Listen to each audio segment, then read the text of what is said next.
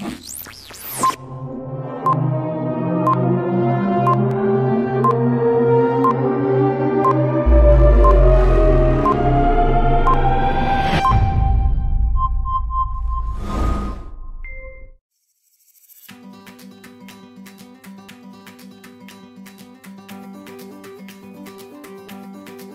afternoon, classmates. Good afternoon, Dr. Kerlin.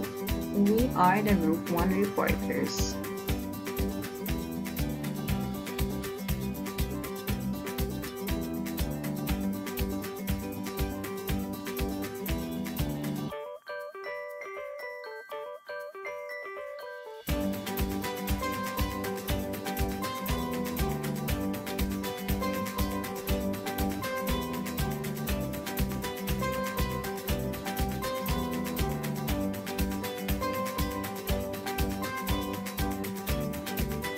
Give you the overview of our entire session. So these are the following list and flow of our discussion. First, it will be the mission, vision, and goal of the CTU system, main campus, and graduate school to be discussed by Ma'am Rose Ann Alagbay, followed by the nature of human nature, specifically Journeying Back to Self by Sir J. Alacida, and then followed by the different psychological models by Ma'am Jocelyn Diaz, and then next would be Understanding Human Behavior, which would be tackled by Ma'am Ivy Salimbangon, specifically the heredity and the environment, and then followed by Ma'am Adora Limaco and Ma'am Frichi Rosas, who will be discussing the Filipino beliefs, convictions, and attitudes. And next would be Ma'am Florilyn Limpangog will be talking about the Filipino principles and norms. And lastly, the Filipino aims, aspiration, and goals to be discussed by Ma'am Glenda Ardimir and myself, truly, Harleen A. Villarino.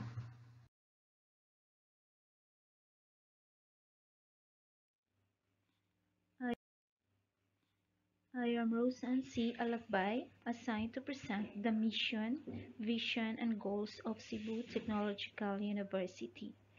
The Cebu Technological University is home to dedicated scholars, academics, and staff in pursuit of excellence in the fields of research, instruction, production, and extension.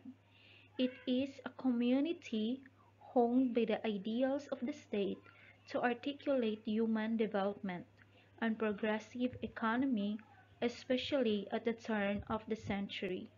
Each step toward building a milestone of success demands rejoicing on the part of every stakeholder.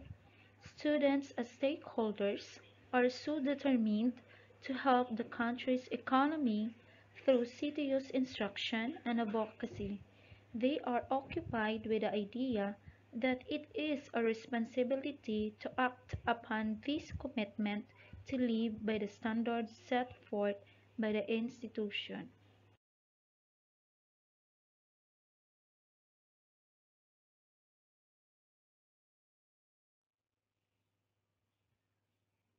VMGO stands for Vision, Mission, and Goals. Let's start with Vision of the CTU, a premier multidisciplinary technological university.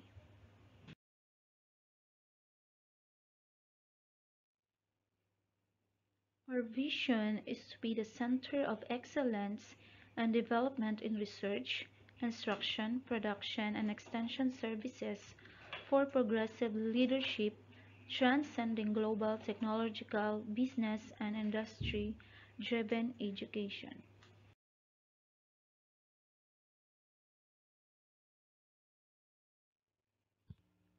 Mission: the university shall primarily provide advanced professional and technical instruction for special purposes, advanced studies in industrial trade, agriculture, fishery, forestry, aeronautics, and land-based programs, arts and sciences, health sciences, information technology, and other relevant fields of study.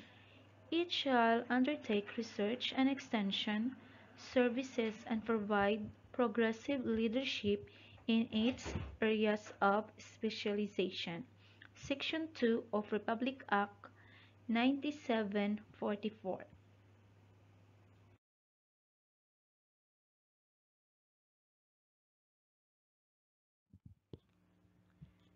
The goals.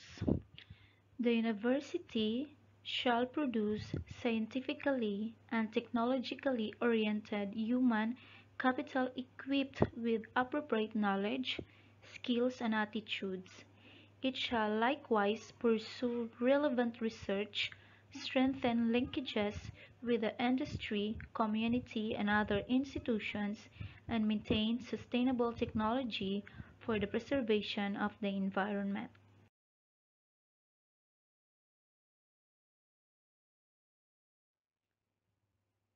Provide quality engineering education and technical skills training attuned to the changing needs of the industry. Trained and developed students to be future leaders to the society imbued with a sense of social responsibility and environmental consciousness. Produce quality engineering graduates ready for the global market. Produce innovative designs and technology-related researches for the benefit of the society. Provide training and technical know-how to communities for empowerment, increased livability, and sustainability.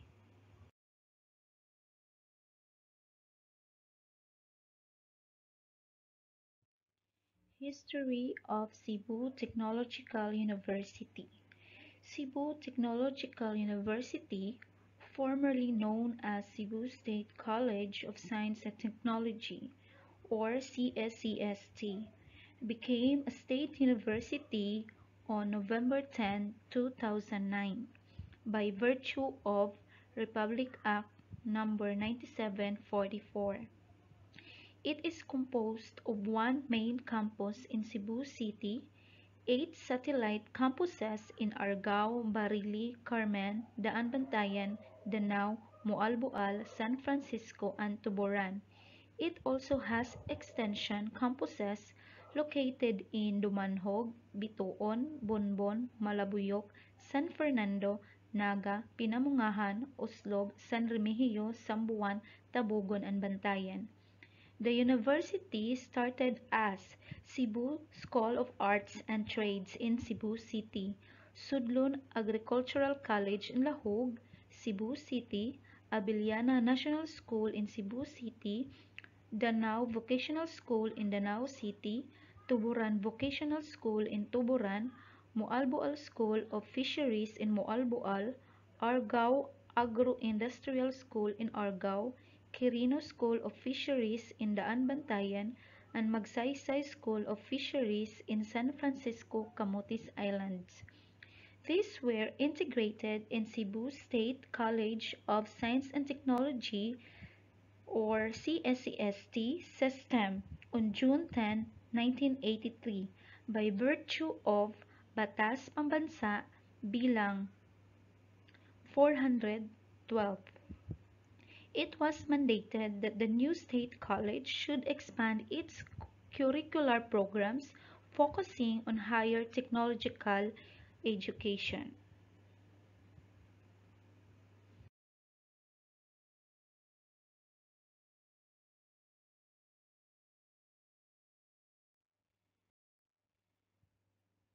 To fully standardize and to highly institutionalize the entire management and educational system, Cebu State College of Science and Technology was granted Certificate of Registration by Anglo-Japanese American, or AJA, Registrars Incorporated on December 16, 2003, in accordance with ISO 9001-2000 Quality Management System Standards with certification number AJA 03/6952 on February 7, 2007. CSCST was recertified by AJA, registrars incorporated as ISO 9001-2000 QMS compliant. The main campus started in 1911 when the Cebu Trade School was established as one of the earliest vocational schools in the country, founded by the Americans as the Manual Arts Department of the Cebu Normal School, now Cebu Normal University. Its main purpose was to develop technical skills. The school produced its first graduates in 1912. Cebu Trade School later became an affiliate of the Cebu Provincial High School located along Jones Avenue. On August 20, 1928, it became a separate entity through Proclamation Number 180 and acquired its present site at the corner of M.G. Cuenco Avenue and R. Palma Street, Cebu City.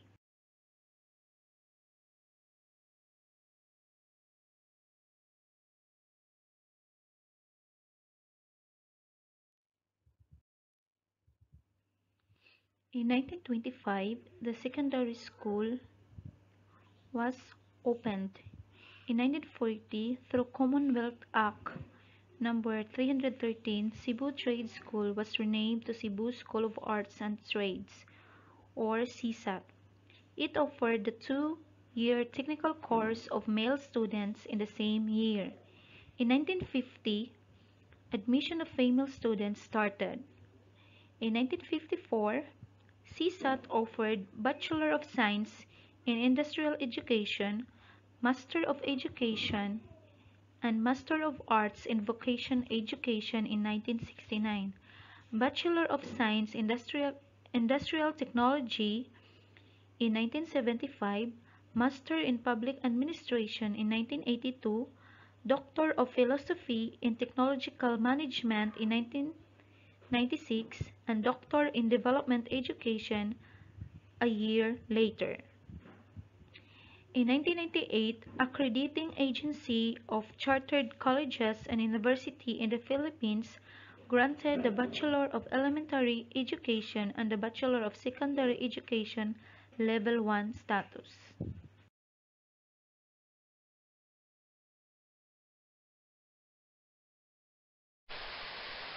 Hello, good afternoon, Dr. Carlin and classmates. By the way, I'm JD Lacida. I am going to report about the nature of human nature. So our learning objective for this topic would be discuss the nature of human nature, describe its characteristics, and lastly is to discuss the importance of journey in oneself. And I will start this report with a verse from the scripture which says in Genesis 1:27-28, so God created mankind in his own image. The image of God he created them. Male and female he created them. God blessed them and said to them, be fruitful and increase in number. Fill the earth and subdue it. Rule over the fish in the sea and the birds in the sky. Over every living creature that moves on the ground. When you look in the mirror, you are checking how wrong or how you appear what you seem to be, and whether it matches how you feel inside. Thinking about human nature is equivalent of our whole species looking in the mirror to check its urbanity. Just as well, all react differently to our own reflections in the mirror. The reflection we call human nature is also often excluded. By definition, human nature includes the core characteristics, your feelings, psychology, behaviors, which are all shared by all people. We all have different experiences of humans in our life. And this is where the disputes begin. Some people will tell you humans are good or bad. The creators are capable of great kindness. These views are colored by the influence of the people we know and what our culture and subcultures tells us.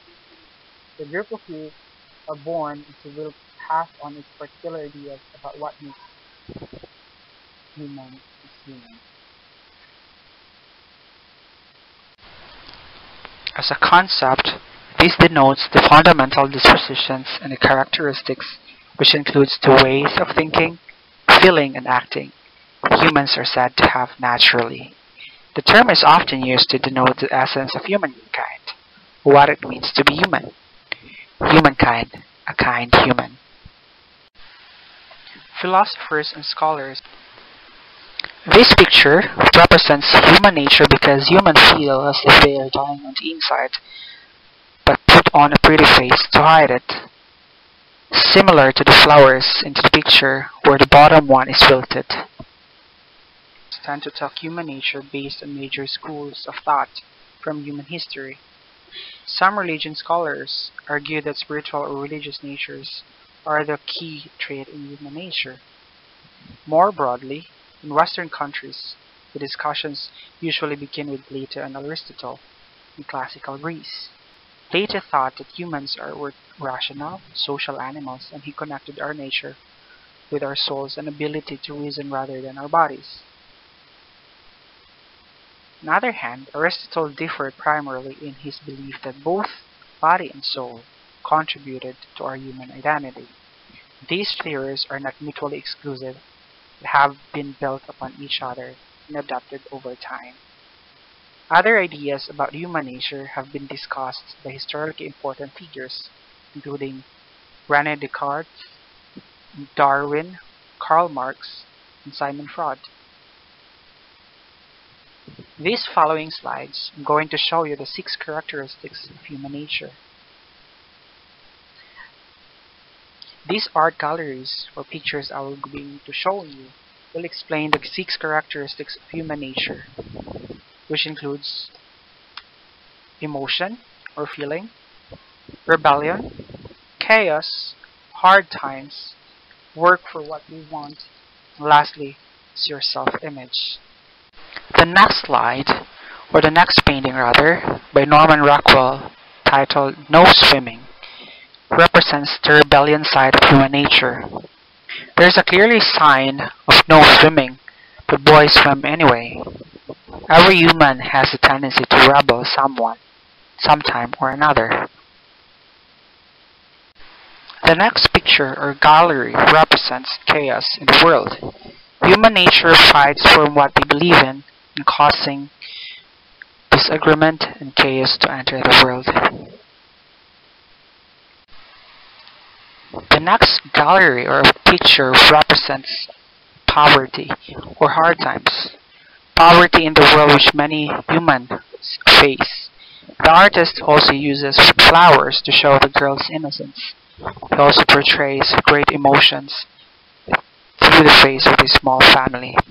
So this was made by Thomas B. Kennington, which is entitled The Pinch of Poverty. The next gallery, which is titled The Paddler by Jeremias Bosch, shows a man working on a farm, which relates to human nature because we have to work for things we want even if it is a simple job and it's still a labor. And lastly, an art gallery from Francisco Maffei titled Ronaldo and the Mirror Shield represents the saying, actions are a reflection of our personality. Human nature is filled with wanting good reputations and would want to see a good reflection when looking in a mirror. As a recap, your 6 characteristics of human nature includes emotion, rebellion, chaos, hard times, work for what we want, lastly, self-image. In order for us to understand more of ourselves and the nature of self, we have to journey back to oneself. And we have to discuss about the 3 important things that influences human nature. Number 1 is that heredity. Genetic inheritance, which provides basic potentialities for development and behavior, is what we call heredity. This includes not only the physical structure or the matrix, but includes striving, thinking, feeling, acting, and patterns of growth and change throughout a predictable life cycle. Heredity, for instance, also passes illnesses such as diabetes, hemophilia, and hypertension. Next is the environment. Man's physical and social cultural environment heavily influences the extent to which genetic potentials are realized. Environment influences the human aspect. Sociocultural inheritance. Well, this is an end product of social evolution. As the environment evolves, man also are being shaped and being adapted to the new environment. The last one is the self. Self concept necessary for explaining many aspects of our perception, our feeling, thinking, and behavior.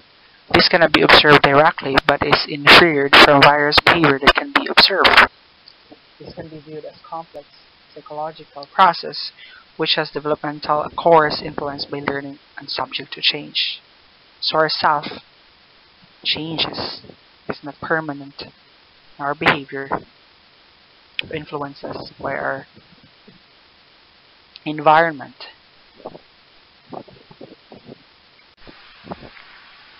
Going to discuss again the nature of self. We're going to focus now the nature of the self.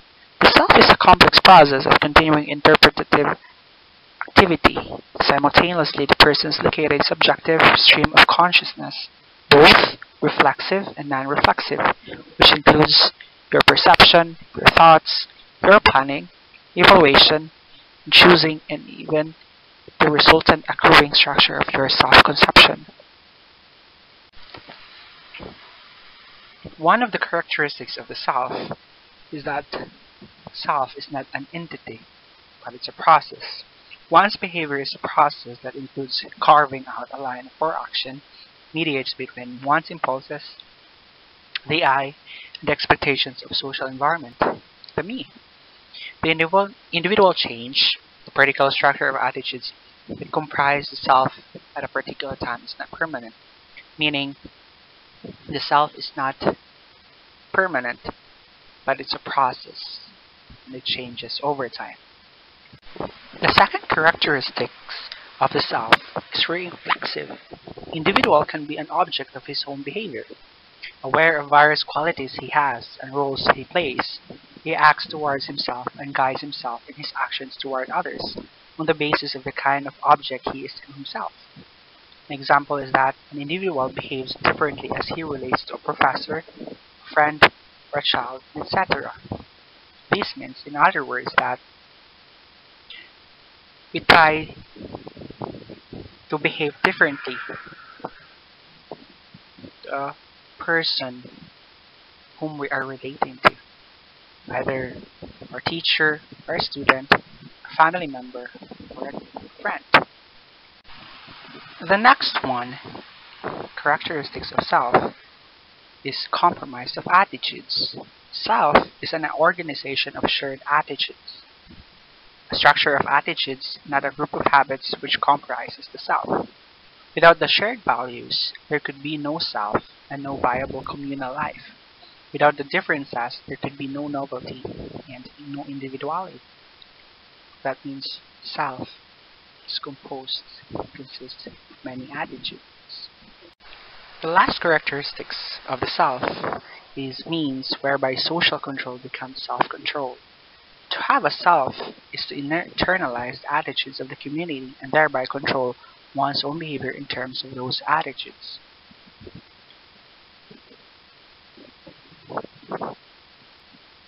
Social control means me over I. Example, individual's behavior conforms to community expectations. Thus, we, as Filipino, behaves and conforms in the pattern of our tradition in our country and how our community expect us to be. The development of self starts with individual self-concept in his picture of himself, his views of himself as distinct from one person to another and other things. Self-concepts incorporates, number one, self-identity. This precedes the perceptions of who he is. As a child is helped to see himself as a person separate from other people or other things. As children, they're able to be helped to see themselves who they are, that they will get able to identify themselves who they are. The next one is self-evaluation. This precedes the feelings of worth and adequacy of the child. As a child develops self-identity, he begins to make value judgments about himself. He may see himself as worthy, unworthy, superior or inferior, or adequate or inadequate, depending on the way others view him, because he has no other standards except those. So as a parent and a teacher, we should be encouraged and reinforce worthiness to the children, to the students. We should not compare them to the others, and of course, we have to inculcate to them that they are great being who they are and not to compare themselves. The next one is self-ideal. These pictures of the person he could be and should be. The individual self-concept includes not only a sense of personal identity or worth, but also aspiration for accomplishment and growth. This self-ideal is influenced by our primary caregivers, such as our parents, our peers, our neighbors, our friends, and even our society or group what they belong. These shares common standards and have similar conceptions of ideal self. And lastly, development of the self is self-directed, wherein it is the decider subsystem. This controls process of the units of system, the leader who serves as director for interpreting, coordinating, planning, and decision making. This becomes operation center of the personality and highly selective force in shaping subsequent behavior. So your self-direction, your self-drive shapes your behavior too. In this poem, children learn what they live. Here, if a child lives with criticism, he learns to condemn. If a child lives with hostility, he learns to fight. If a child lives with ridicule, he learns to be shy. If a child lives with tolerance, he learns to be patient. If a child lives with encouragement, then he learns confidence. If a child lives with praise, he learns to appreciate. If a child lives with fairness, he learns justice. If a child lives with security, he learns to have faith. If a child lives with approval, he learns to like himself. If a child lives with acceptance and friendship, he learns to find love in the world. Thus, self is affected by environment. As teachers and educators, let us continue to be role model and to be a good model for our students. They will see us as a good teacher and a good leader. As educator and teacher, we have the power to uphold, to change the next generation and shape them through education with discipline. We have a purpose to serve, making good leaders for the future. A wise man said, "It is better to have discipline without education than education without discipline." And this search will never stop unless man finds the truth. The journey in seeking answers to self can never be found in the world, but rather in the Word of God. As man continued to travail the path of pride to prove his worth by his own accomplishments, man will ever be forever lost and will never find the answers. In order for everyone to see and understand the beauty of life, we must be able to see and comprehend it from the beauty of its beginning. All that matters in the present and future were established in the beginning. Failing to answer these questions of your life is to fail to see the beauty of it from the perspective of your Creator. The very reason why you can't appreciate your very own life is because you don't know who you really are. You have to know who you are from the beauty of your beginning. Your beginning, I tell you, is not from your birth, and your birth is just a continuation of your beginning. Your parents are not the identity of your beginning, they are the identity of your birth. The declaration of your creator from the beginning is the beauty of your future. Who you are is connected to whom your creator is. Before you were born, you have already your beginning. Your beginning is where your breath is connected to. Your beginning is where you came from, not as a baby, but as a human. Your beginning is where your creator established your future. Because the splendor of the end lies in the foundational beauty of the beginning. As I have what I've said in Genesis 1:27 to 28, God created man in his own image and in his likeness. And that is a proof and it's an evidence and a truth shall stand. In Isaiah 4:8 says, the grass withers, the flowers fades, but the word of God, our God, stands forever. Thank you everyone, and may God bless us. We are blessed. Thank you for listening, and we are blessed. Thank you. For the references, I have in the last slide splashed.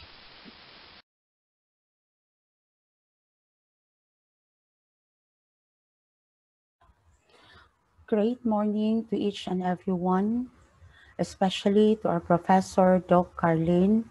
I'm Jocelyn Diaz, one of the members of Group 1, and I'm tasked to discuss about the psychological models.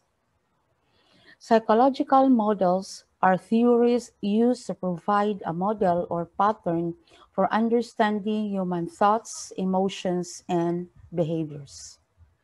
There are two key components of psychological models. First, it must describe a behavior, and it must make predictions about future behaviors. There are different psychological models. We have behavioral psychology, cognitive theories of psychology, developmental theories, humanistic theories, personality psychology, and social psychology. Behavioral psychology, known as behaviorism, a theory of learning based upon the idea that all behaviors are acquired through conditioning. The behaviorist perspective is concerned with how environmental factors called stimuli affect observable behavior called the response. The behaviorist perspective purposes two main processes whereby people learn from their environment, namely classical conditioning theory and operant conditioning theory. Behavioral psychology has had a major impact in clinical applications.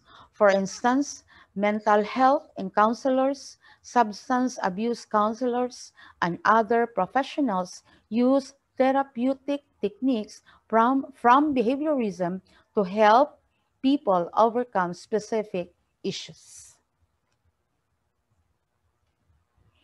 Next is we have classical conditioning by Ivan Pavlov.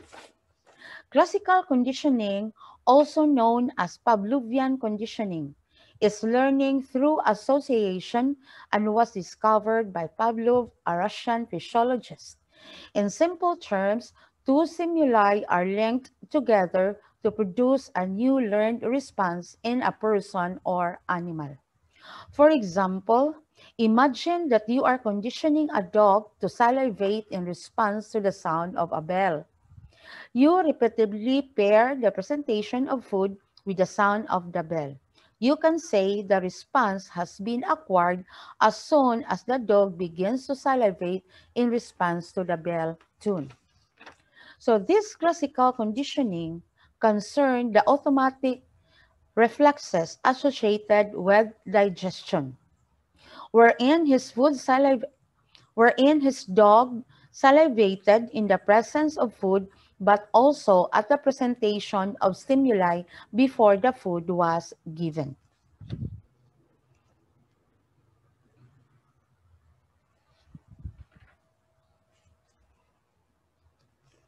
So we have here the Pavlov's experiment.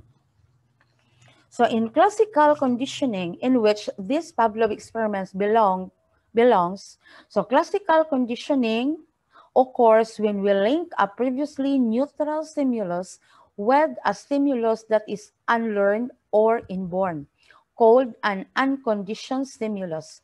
In respondent conditioning, learning occurs in three phases.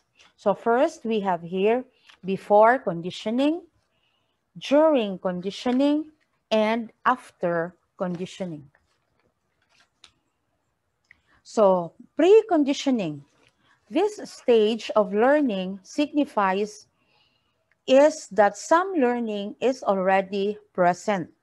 There is no need to learn it again, as in the case of primary reinforcers and punishers in operant conditioning. So a food may hear the dog salivate in the first panel given. This does not need to be learned, and its relationship is an unconditioned stimulus, or the what we call here UCS, yielding an unconditioned response, or the UCR. Unconditioned means unlearned. So we have also the neutral stimulus, or NS, which yields nothing. Dogs that not enter the world knowing to respond to the ringing of the bell, which it hears.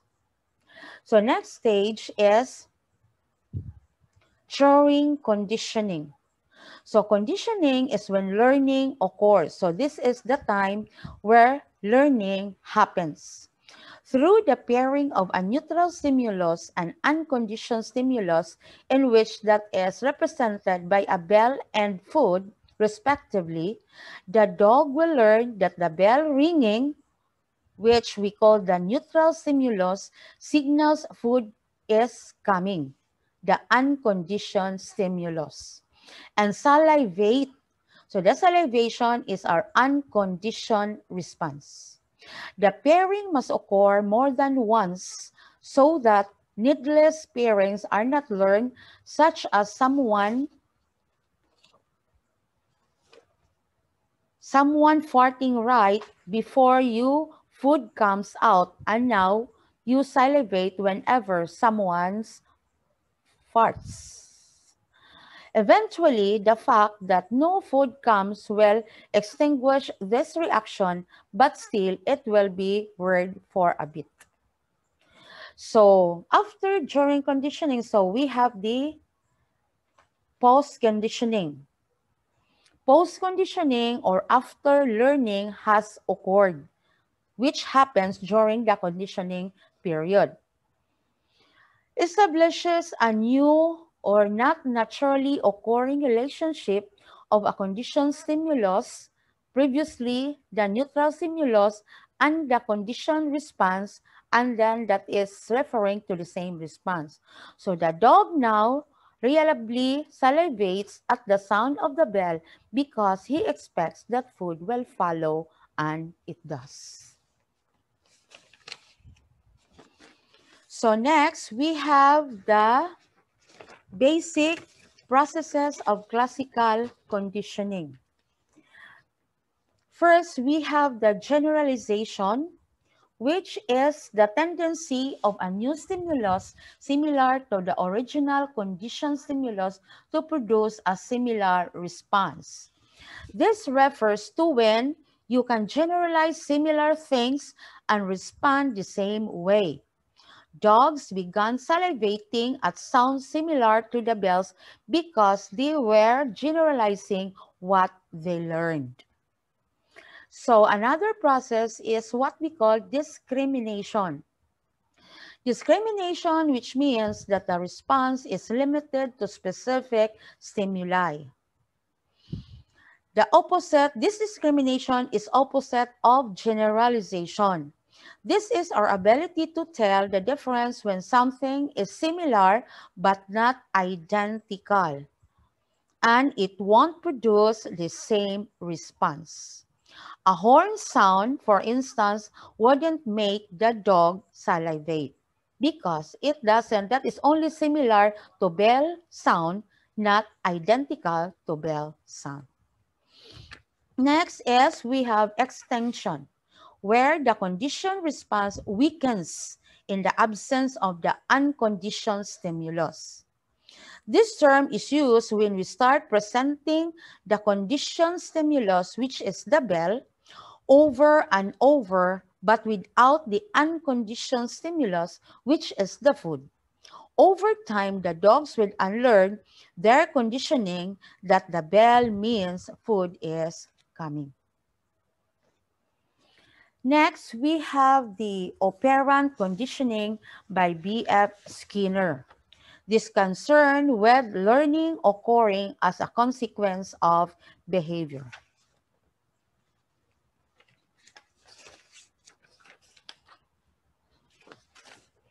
So, operant conditioning can also be used to decrease behavior via the removal of the desirable outcome or the application of a negative outcome. For example, a child may be told they will lose recess privileges if they talk out of turn-in classes. This potential for punishment may lead to decrease of disruptive behaviors.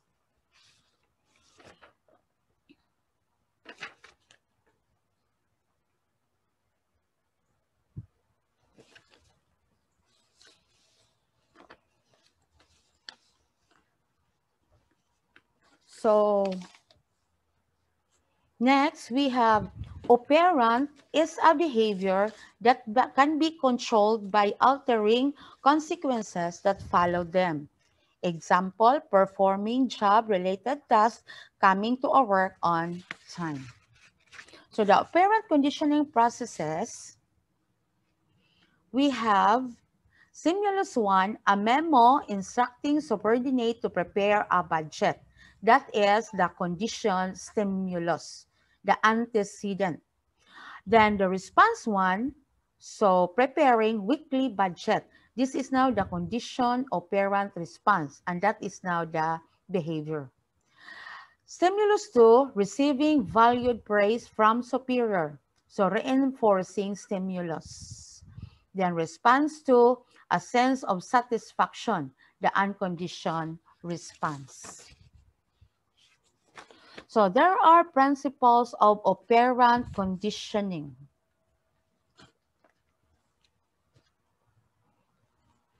So first, we have the what we call positive reinforcement. So positive reinforcement is an action that increases the strength of response and induces repetition of the behavior. If something good is given or added, then the behavior is more likely to occur in the future. If you study hard and earn an A or a 90% grade on your exam, you will be more likely to study hard in the future. Similarly, the parents may give you money for your stellar performance. So that is positive reinforcement. Another principle is we have the negative reinforcement. Strengthens a response by removing a painful or unpleasant stimulus or enables the person to avoid it. So this is a tough one for students to comprehend because the terms don't seem to go together and called counterintuitive. But it is really simple and you explain all the time. This is when you're more likely to engage in a behavior that has resulted in the removal of something aversive in the past. For instance, what do you do if you have a headache? You likely answered, take Tylenol, take Biogesic, take any other pain reliever. If you do this and the headache goes away, you will take Tylenol or Biogesic in the future when you have a headache. Another example is continually smoking marijuana because it temporarily decreases feelings of anxiety. The behavior of smoking marijuana is being reinforced because it reduces a negative state. Next, we have punishment. Punishment and uncomfortable consequences or a particular behavioral response leads to a suppression of behavior that is caused it. Then we have extension, the decline in response rate because of non-reinforcement. Or sometimes we can call this one as negative punishments.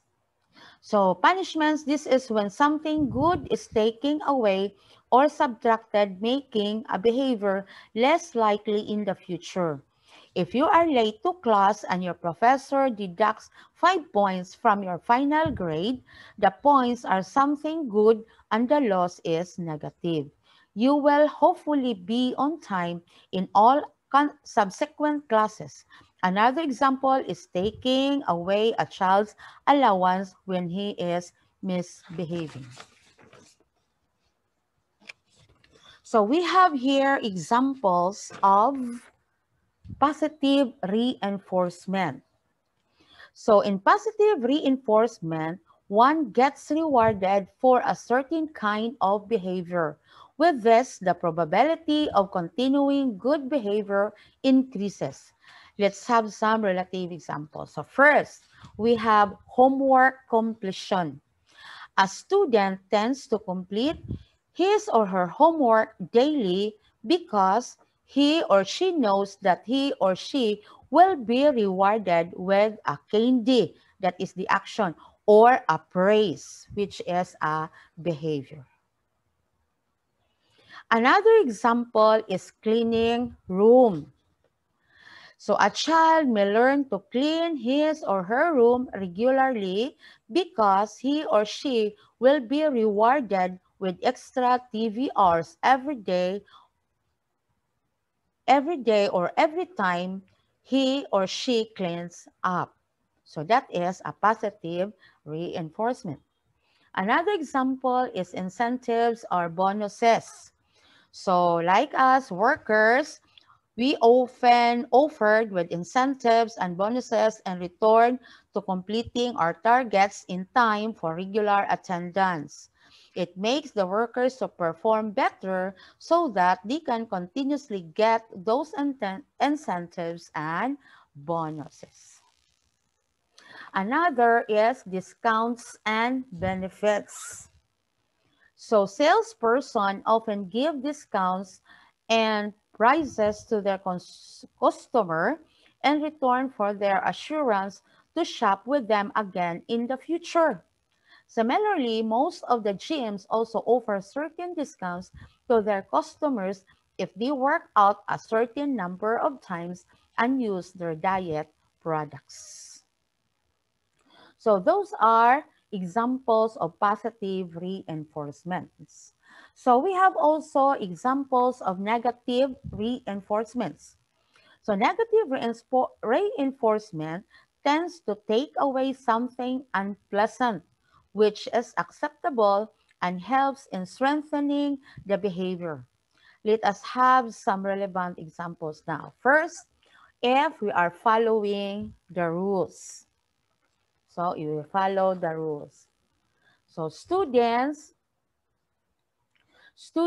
or children will follow rules strictly to avoid being nagged by the teachers or parents.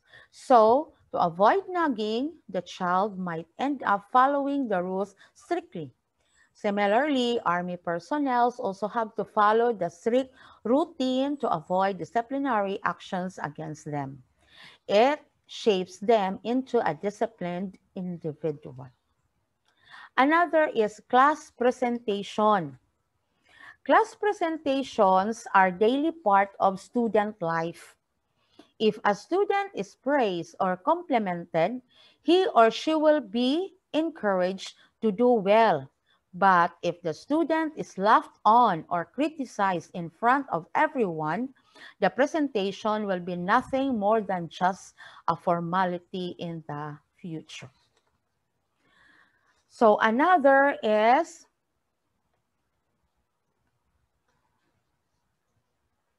avoiding tantrums. So a child throws a tantrum because he or she didn't get the candy bar. So his or her father gets him one. He or she then stops the tantrum.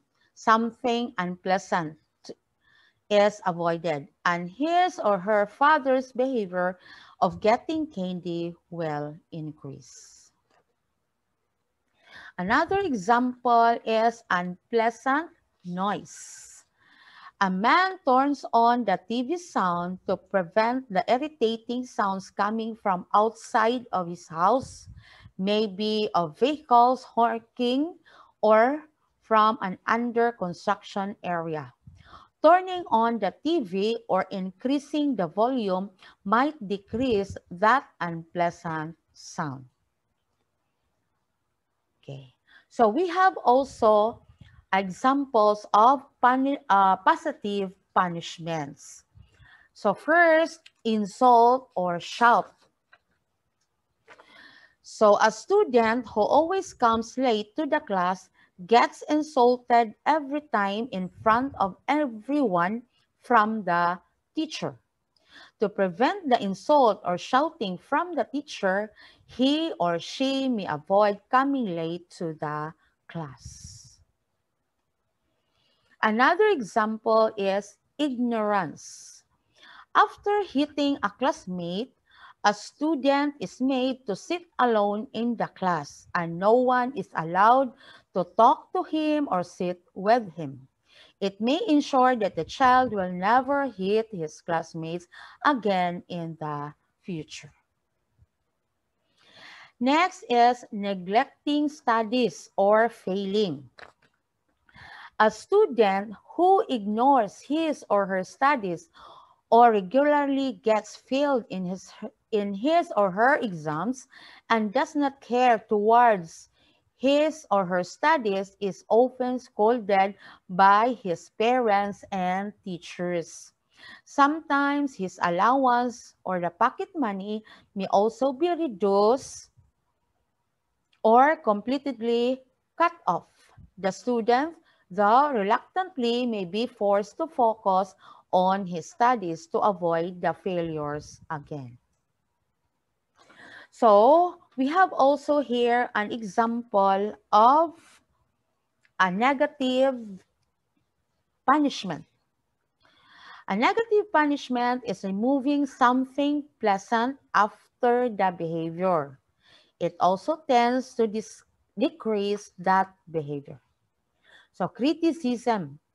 An employee getting criticized in front of the whole office by his boss and having certain privileges taken away as a consequence of his bad behavior at work may motivate him to stay in line and be more sincere. Another, we have fine and legal issues. For instance, a driver is fined to some amount and his driving license is seized for not following the traffic rules. Here, money and license are removed at his pleasant affair. So those are the examples of punishments and reinforcements. Next, we will proceed to connectionism theory by Edward Thorndike. It views most behaviors as physical reflexive responses to the environmental stimuli. Connectionism is a general theory of learning for animals and humans. If an animal perceives that a particular stimulus goes with a particular response, then the connection is more readily established. For example, by opening the puzzle box, which is the stimulus, the cat can get at the food which is the response. Okay, so next, connectionism theory posits that some behaviors occur on account of environmental stimuli rather than conscious thoughts. Connections are made between specific stimuli and a specific voluntary behaviors. There are three laws of connectionism. We have the law of readiness, the law of exercise, and the law of effect. So, law of readiness, where behaviors that produce satisfactions occur due to readiness. Behaviors that produce annoyance occur. So, this law states that learning can only take place when a student is ready to learn. When students feel ready, they learn more effectively and with greater satisfaction than when not reading. This can be done via pre-work activity or any short video introducing before starting the lesson. Next is the law of exercise, where the more often behavior is followed by satisfaction occurs, the more likely the behavior will reoccur. It has also two parts, law of use and the law of disuse. Law of use, a response to a stimuli, strengthens their connection, and the law of disuse, when a response is not made to a stimulus, the connection strength is weakened or forgotten. So this law is very simple. The more a person practices something, the better he or she is able to retain the knowledge. Okay, the third law is the law of effect. Where actions closely followed by satisfaction become firmly attached to the situation, and therefore such actions or behaviors will more likely to reoccur in similar situations. So, this law of effect states three things.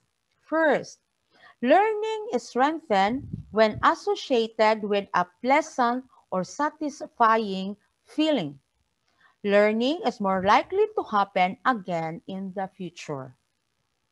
Another is learning is weakened when associated with an unpleasant feeling, becoming less likely for learning to occur again in the future.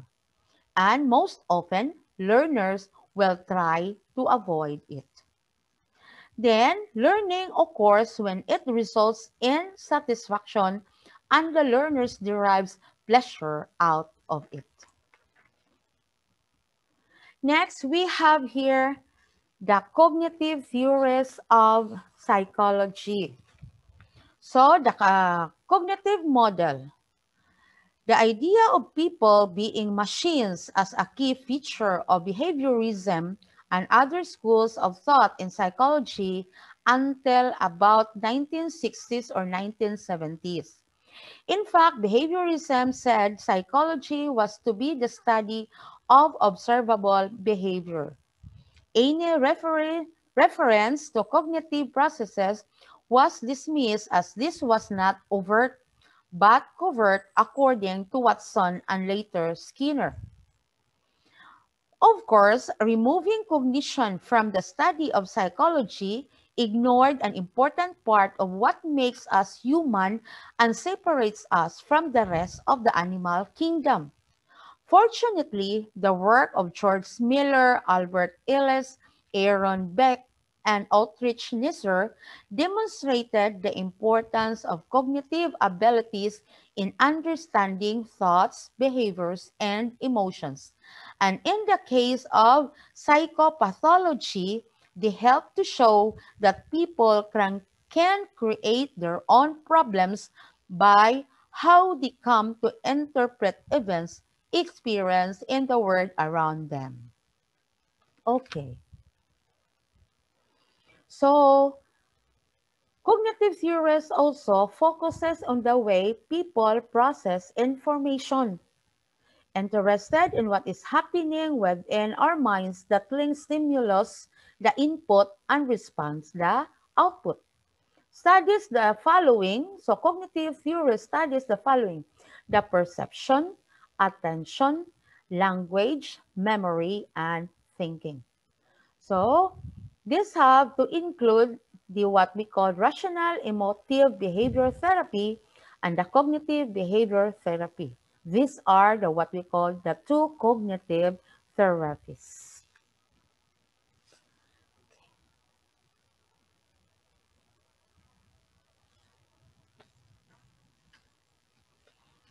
Okay. So according to the National Alliance on Mental Illness or NAMI, cognitive behavioral therapy or the CBT focuses on exploring relationships among a person's thoughts, feelings, and behaviors.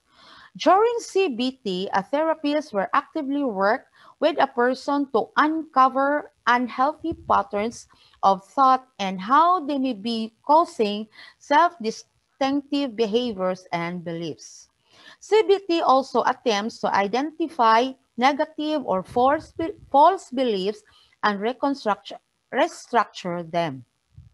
The ad, oftentimes someone being treated with CBT will have homework in between sessions where they practice replacing negative thoughts with more realistic thoughts based on prior experience or record their negative thoughts in a journal.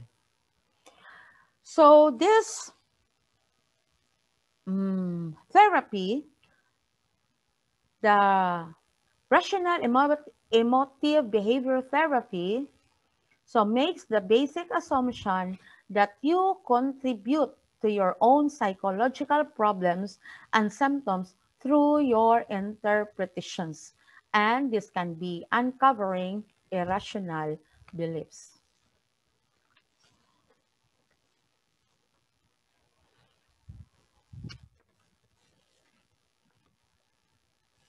So rational emotive behavior therapy, the ABC framework, ABC. A, activating event.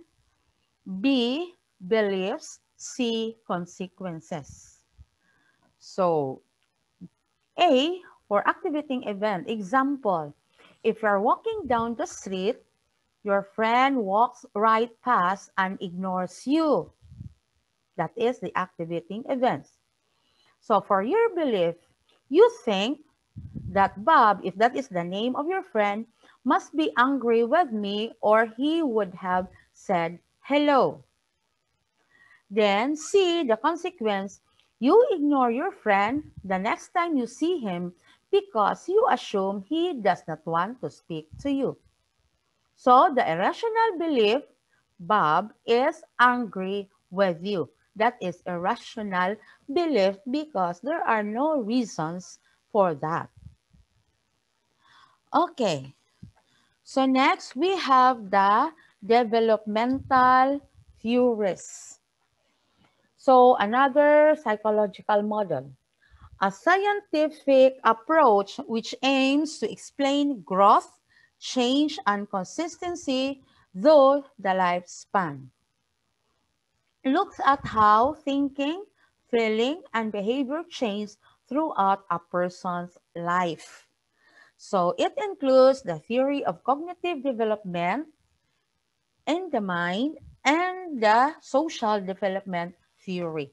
So these are the theories of attachment. The goals of this developmental psychology, it describes development by focusing on typical patterns of change, normative development, and on individual variation in patterns of change. After describing, we can have to explain the changes they in relation to normative processes and individual differences. Then optimize development and apply theories to help people in practical situations. So, theory of cognitive development by Jean Piaget explains how a child constructs a mental model of the world. So, we have there the sensory motor stage, we have the press,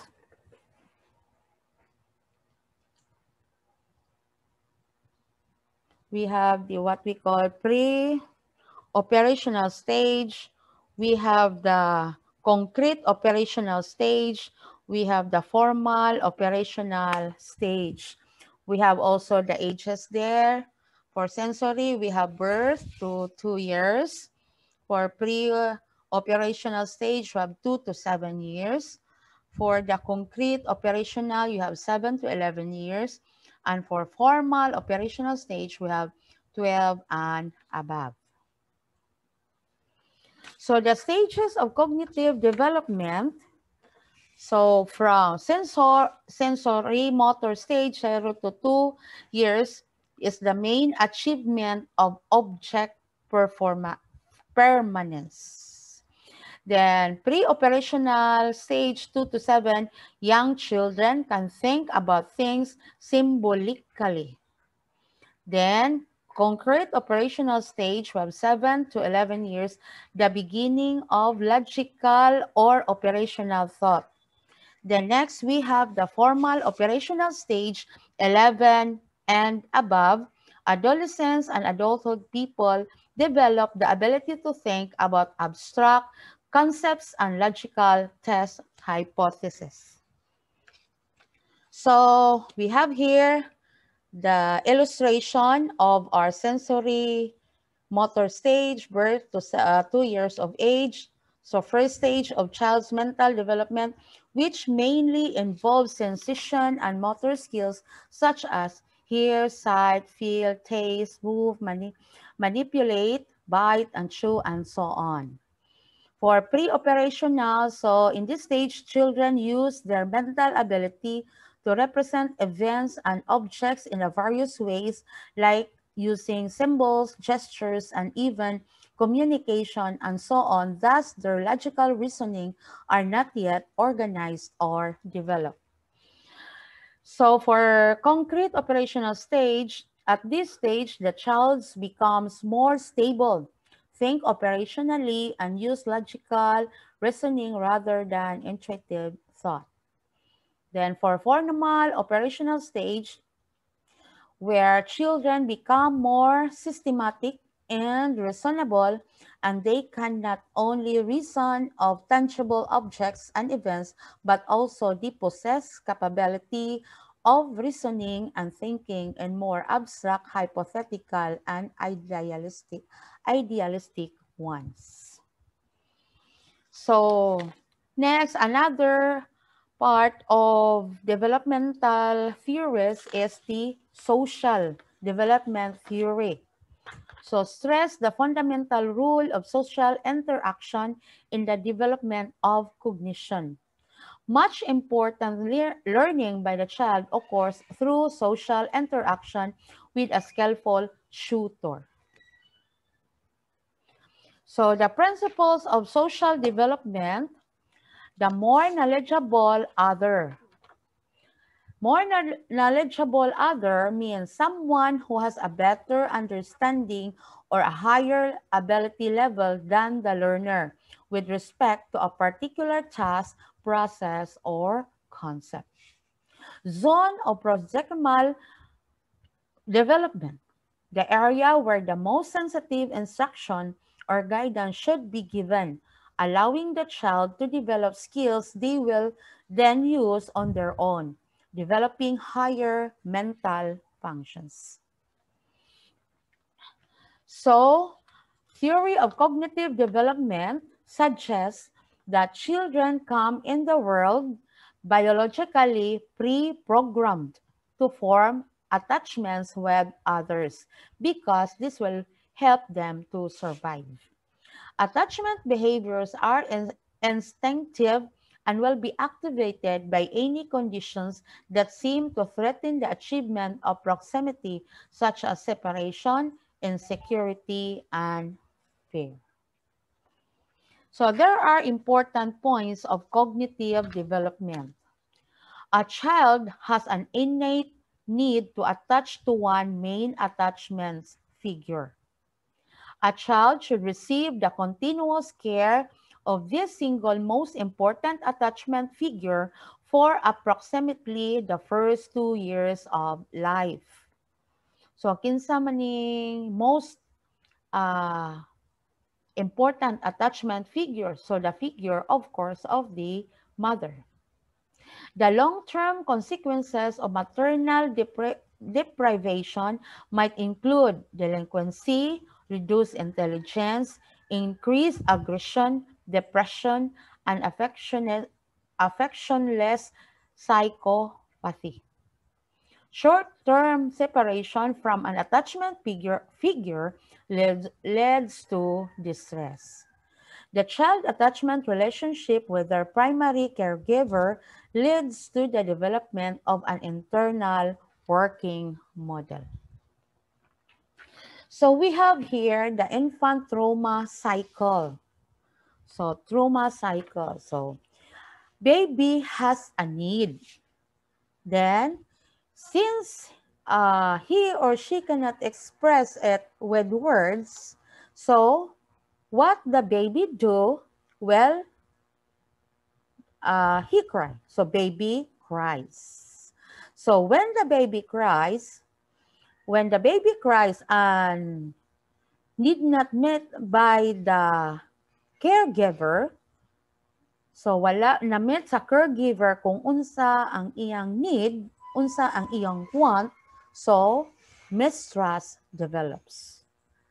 So later, if the cycle will be repeated over and over again, so it will develop trauma to the child's part.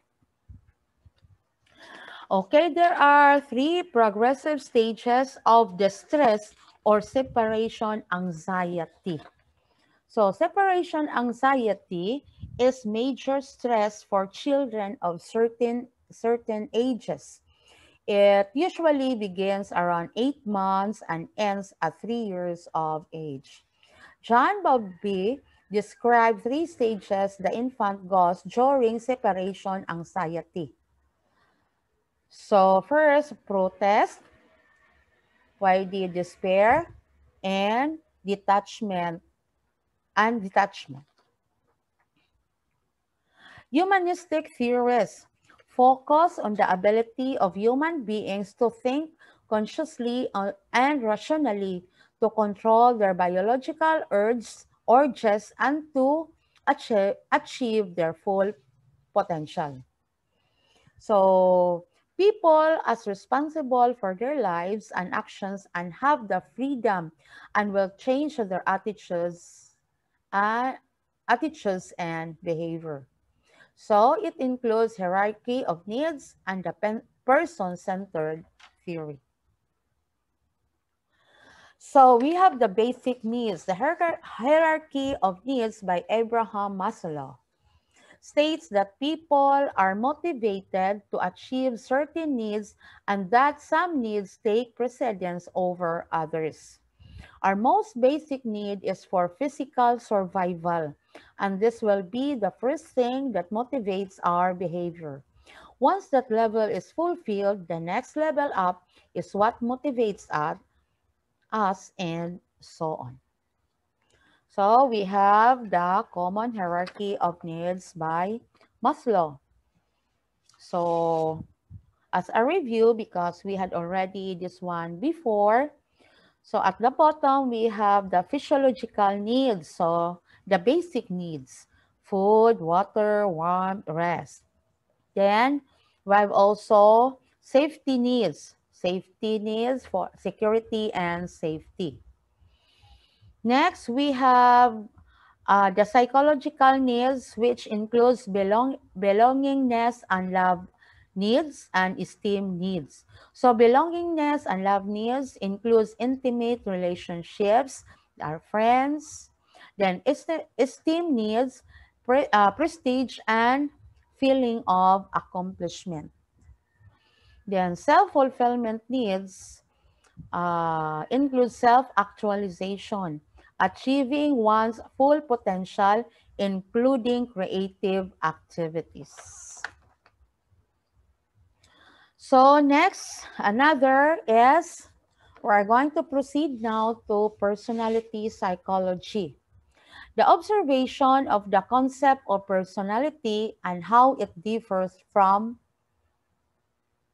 people to people or differs among people. Looks at the overall psychological makeup of people, the psychological differences among individuals, and the similarities found within human nature. It also includes the behaviorist theory and psychoanalytic theories, which belongs also to humanistic theories. So threat theories, trait, trait theories. So focus on the psychological traits that are generally stable over time. These are also the traits that are an individual's patterns of understanding and dealing with world around them. Traits are different for all people and they tend to influence an individual's behavior. So you have there in the illustration, we have emotional sensitivity, then emotional stability, we have the extroverted, and we have the extroverted and introverted. So next is you have social psychology. The scientific study of how people's thoughts, feelings, and behaviors are influenced by the actual, imagined, or implied presence of others. There's also the study of attitude is a core topic in social psychology. Explain how human behavior as a result of the interaction of mental states and immediate social situations. So it includes the role theory and the cognitive theory.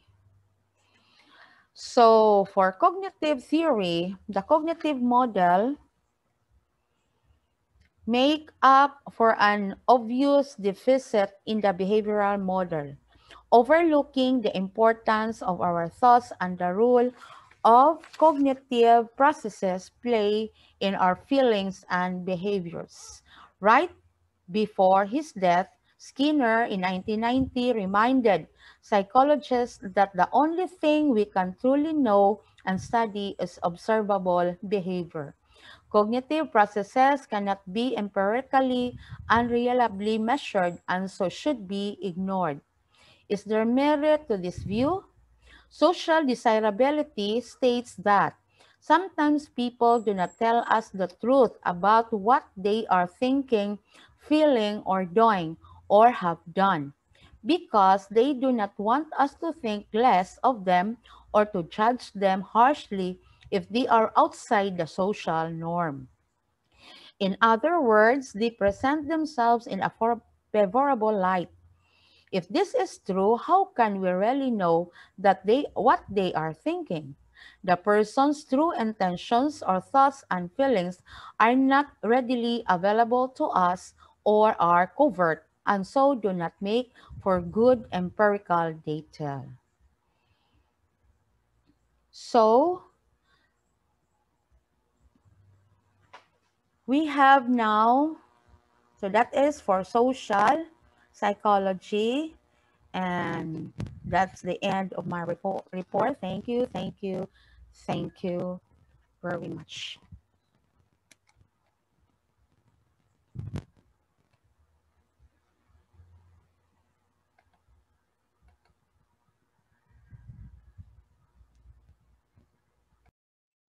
Good afternoon, everyone. My name is Ivy Salimbangan, and I'm going to report about understanding human behavior. First, about me is my current position is a public school teacher one in Lahog Elementary School. I'm currently the coordinator in ESP and a substitute to coordinator in ICT, a trainer of Microsoft productivity tools, and currently taking up masters in admin and supervision. First, let's talk about human being. So, what is human being? This is from the yourdictionary.com that a member of the Homo sapiens species characterized by walking on 2 feet, opposing thumbs, fingers, and binocular vision. Another definition is that a person, especially as distinguished from other animals or as representing the human species. That is from dictionary.com. The most simplest definition of human being is from Merriam-Webster Dictionary. That is human. We, human beings. Next, let's talk about behavior.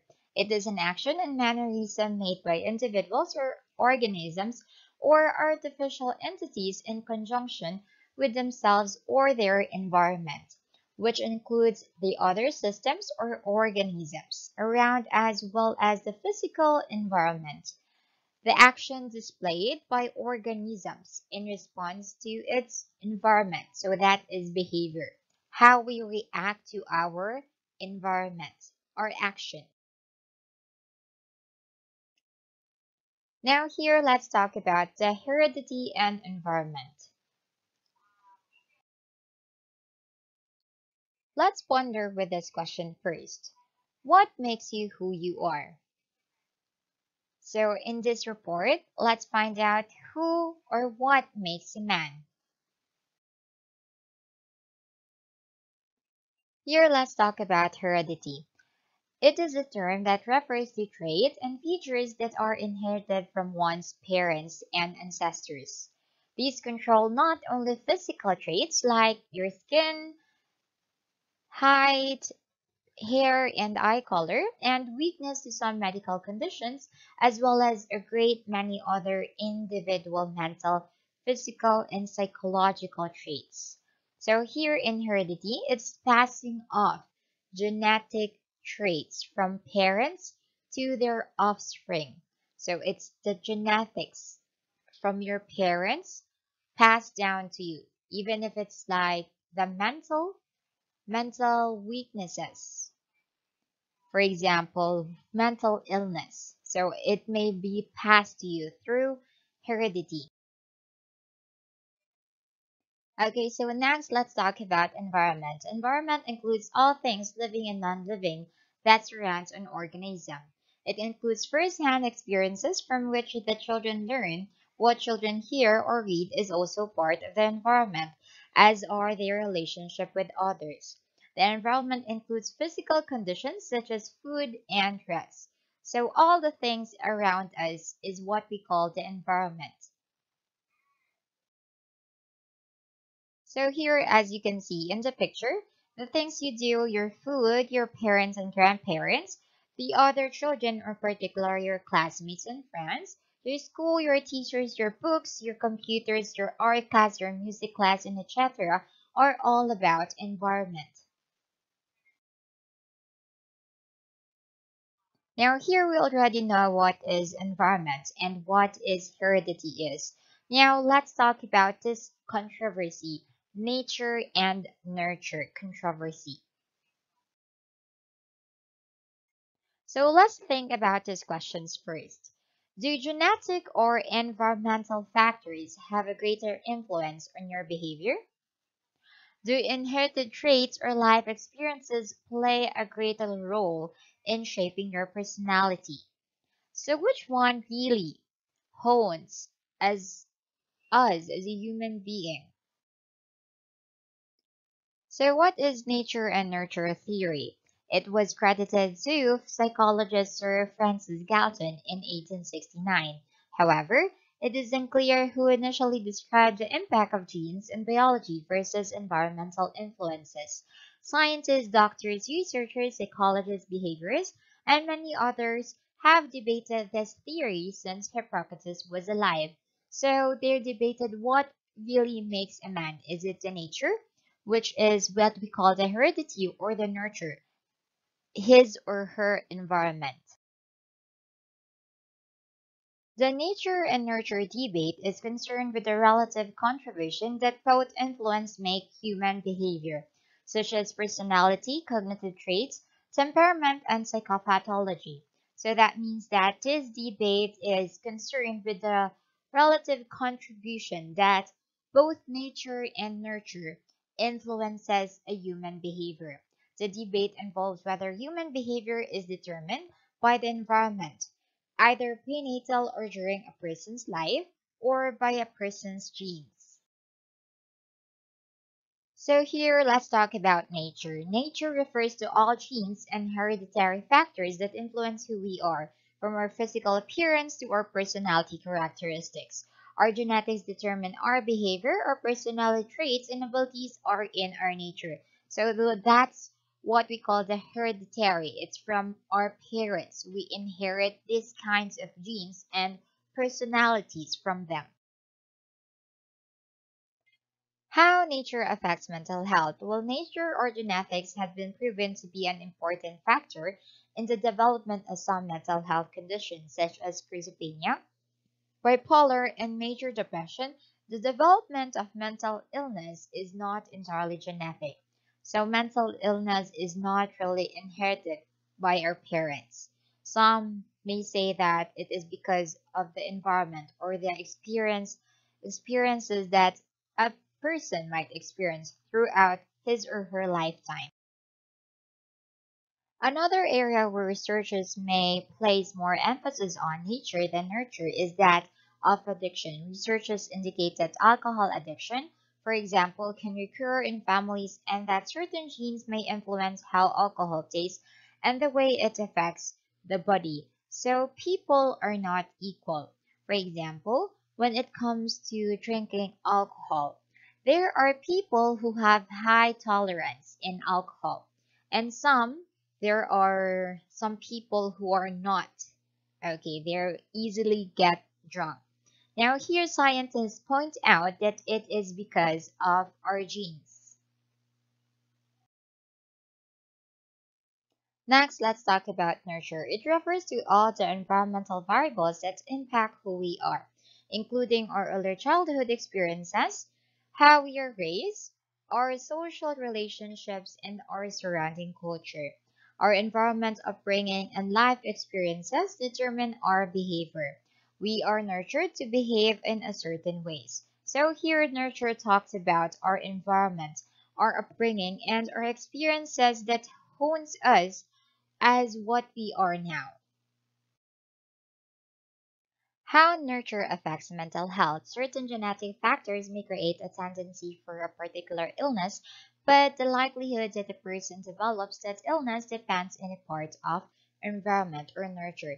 So here, some mental illness is developed because of the unfortunate or traumatic experiences a person might have experienced. When a genetic variation or variant indicates the possibility of developing a mental illness, this information can be used to direct positive, nurturing behavior in such a way that the condition may not develop or may develop with less severity.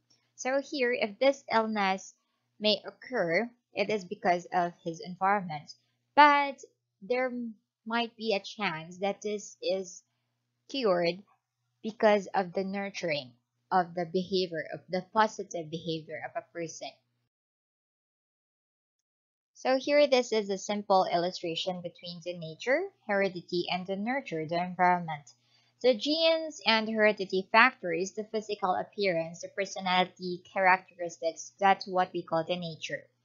And the nurture is the environmental variables, the childhood experiences, how we were raised, social relationship with others, and surrounding culture. So this is what is nature and nurture in a simple illustration. Now, we know the differences between the nature and the nurture. So here we are going to talk about how nature and nurture interact. So many scientists skew that nature versus nurture debate by emphasizing nature x nurture, not versus. Similarly, some environmental inputs may be undermined by some genes. Example, some lifelong smokers may never experience smoking related illness, and this may be due to the least in part of their genes. Environmental toxins may alter the expressions of some genes, and genes for many behaviors presumed to have a genetic basis have not been discovered. So, some smokers they smoke really hard, but they don't have this smoking related illness. But those who have not smoked, they have the tendency to have this illness. It's because of some related genes. To summarize, all living things are born with certain physical traits. These physical traits are inherited. If a physical trait is changed by its environment, it is called acquired trait. The behavior of people changes a lot during their lifetime. They may learn the skills through trial and error, imitation, or being taught. So, what makes a man? Is it the environment or is it the heredity? I say it's both the heredity and the environment. It's because both heredity and environment have their share in molding the life and personality of the individual. Heredity is responsible of inborn traits that instincts, emotions, IQ, reflex action, and physical traits. Environment is responsible for the growth and development of the physical, mental, and social traits. The two forces, heredity and environment, are not opposed to each other but are complementary, like seed and soil. I will leave you a simple quote before I end my report. Life consists not simply in what heredity and environment do to us, but in what we make out of what they do to us. And that ends my report. Thank you for listening. Have a nice day. Good afternoon, everyone. Our topic is about Filipino beliefs, convictions, and attitudes. There are two reporters in these topics. First is, of course, it's me. I'm Adora B. Limaco, and the second reporter is Ma'am Prechi B. Rosas. Let me introduce myself first. I'm a public school teacher and currently teaching in Opera National High School. I'm an advisor, grade 9 teacher. I have NC2 in beauty care and computer hardware. As of my educational background, I'm taking up Masters of Arts in Vocational Education. I finished my Bachelor of Science in Business Administration in Southwestern University and DPE in CTU main campus. In spite of modern influences, the rural Filipino still looks at the world and nature as people by supernatural beings and governed by forces above him. His worldview is personalistic and his explanation of reality is religious and mythical. That's what makes Filipino distinct among others. Definition of terms. Belief. What is belief? It is mental acceptance of and conviction in the truth or validity of something. Also, it interprets success or failure, health or sickness, life or death, a good or bad harvest as basis of the supernatural and the trust and reliance on a divine providence. The Philippines is a country with a long history of colonization, strongly influencing its culture and tradition. The Philippines claims ownership of a very interesting, diverse mix of beliefs. There are many examples of Filipino beliefs, and I will give you three. Please take a look at the picture.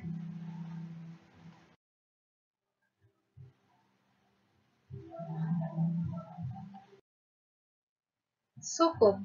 Siblings should not marry within the same year.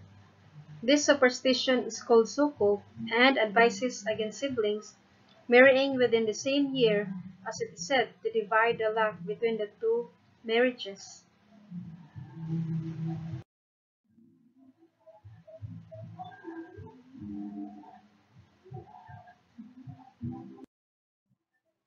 Tao po. Reassure your host that you're a human. This is a very common line used by Filipinos when knocking on someone's door. Is tao po. Many assume it refers to the knocker calling out to ask if there are any people inside, when actually it is said to stem from the knocker, reassuring the people inside that he or she is a person and not a passively harmful supernatural creature.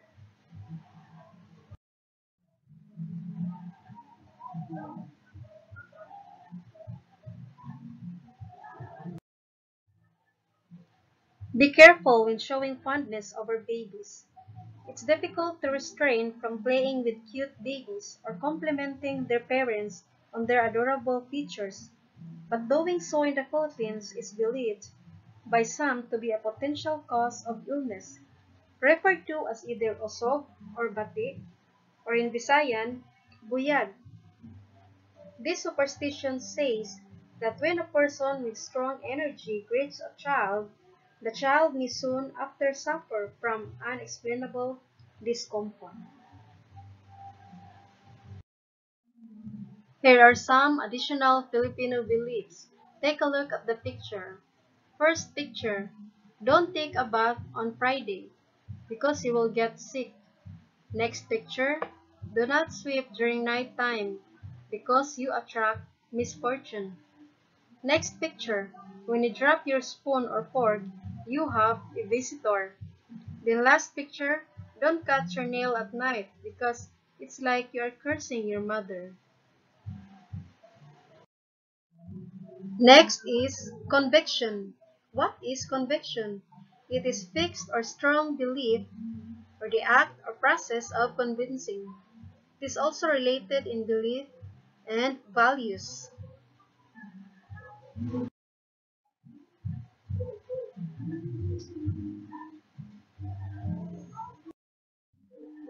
Filipinos are known to be respectful, not only to elders but to everybody.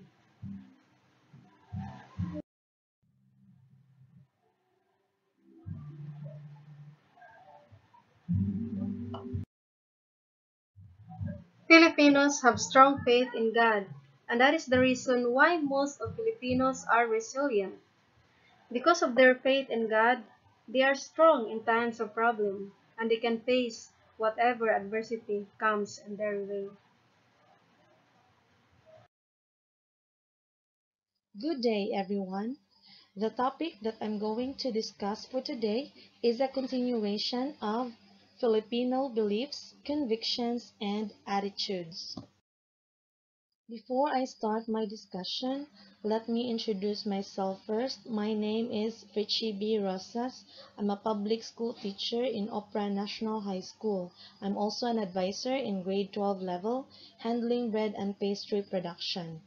I have a national certificate for bread and pastry production, cookery, and food and beverage services. I'm also a senior high school registrar designate. As to my educational background, I'm taking up Masters of Arts in Vocational Education. I finished my college studies in CTU main campus with a bachelor's degree in secondary education, major in TLEHET.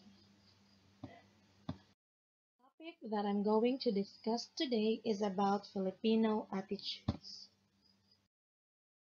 So what is attitude?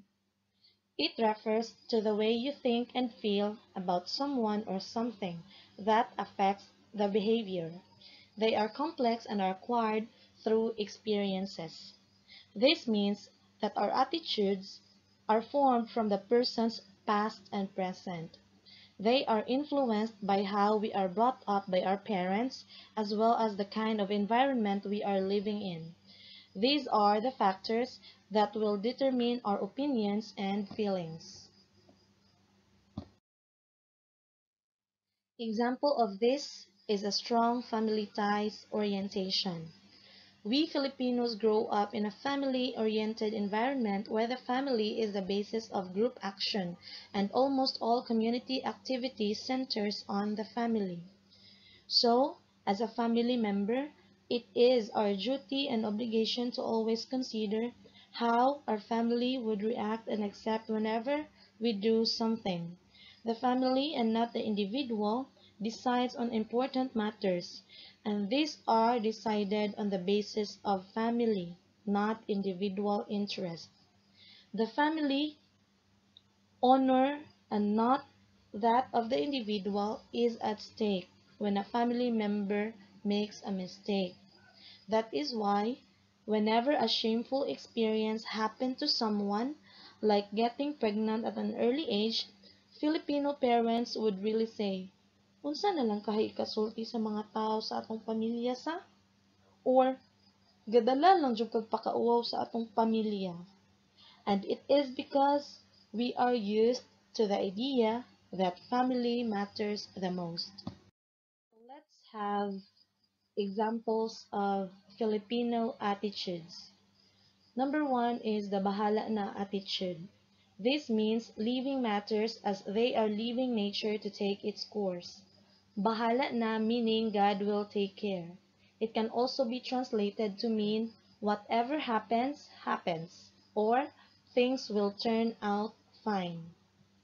This fatalistic interpretation may also be due to our Catholic beliefs, which was rooted during Spanish colonization period, that whenever we are confronted with problems or difficulties, Filipino people will easily entrust their fate in the hands of God.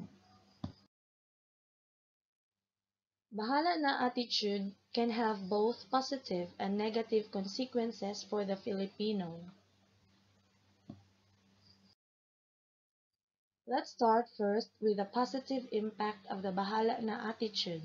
Number one is hope and optimism. Hope or pag-asa is an offshoot of the bahala na attitude, which motivates us to bet positively rather than negatively on the future. It becomes a coping mechanism in the face of risky undertakings.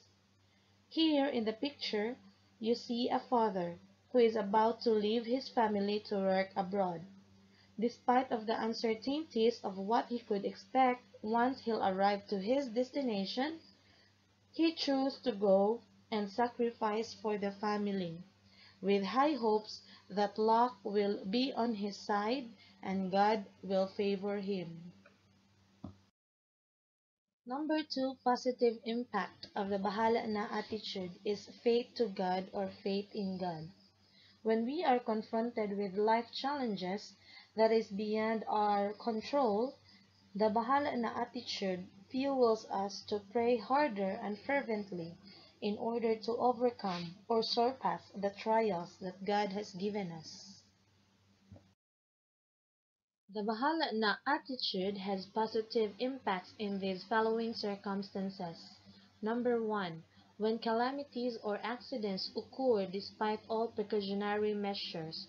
So this refers to the natural calamities and disasters like typhoon, volcanic eruption, earthquake, tsunami.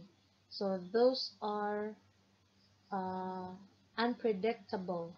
Number two is when the death of a loved one takes place in spite of all attempts to let him or her live longer or in spite of all careful attention made relative to the situation. Number three is when the death is sudden or unexpected, because death is inevitable and nobody has a control over death. Number four, when one feels the uncertainties that lie ahead despite making a careful and deliberate choice or decision, and when in spite of a very extensive deliberative process, one cannot still decide what to choose until finally he picks out a choice indifferently. So this talks about the future that lies ahead. Now let's go to the negative impact of the bahala na attitude. Number one is overconfidence. The Filipino attitude of bahala na, or what we call come what may, enables a person to meet difficulties and shortcomings with resignation by leaving it up to the Almighty to sort things out. This attitude can also result in overconfidence, that everything will work out in his interest without doing anything. This is common to our students. When exams are coming and you are telling them to study, but most of them comes unprepared during exams and just say, bahala na. The second negative impact of the bahala na attitude is laziness. This is in relation to the Filipinos' mañana habit or the act of procrastination. Bahala na attitude is the outcome when the tasks are left undone. This is usually shown and even expressed by people who do not care much of what lies ahead and just leave everything in fate. Another Filipino attitude is the malas or suerte mentality. The Filipino conceives success as due more to good luck, bad luck, fate, or fluke. The concept of luck is so embedded in the culture that words for bad luck or malas, good luck or suerte, fluke or chamba is regularly spoken in the Filipino community. This is because we grow up seeing our elders believing into superstition, like what Miss Limako discussed earlier on beliefs and convictions. Another Filipino attitude is Filipino crab mentality. It pertains to the way of thinking of Filipino people, best described by the phrase, if I can't have it, neither can you. The analogy in human behavior is that members of a group will attempt to pull down any member who achieves success beyond the others out of envy, conspiracy, or competitive feelings. This is because this kind of mentality is deeply rooted to our sense of pakikisama or togetherness, which sort of requires the members of a group to conform to the group's tradition. Too much inclination to pakikisama may lead to the crab mentality, since the idea is all for one, all the same. Next is colonial mentality. A colonial mentality is the preference for all things foreign over our own. It is the internalized attitude of ethnic or cultural inferiority felt by people as a result of colonization. It corresponds with the belief that the cultural values of the colonizers are inherently superior compared to one's own. Another one is the balikbayan box mentality. People ingrained with this mentality either become exploitative or jealous of the success of the OFWs, not knowing that he or she is working hard away from his loved ones in a foreign country. Some also believe that the practice undoubtedly contributes to the Filipinos' colonial mentality. So this is still in relation with colonial mentality.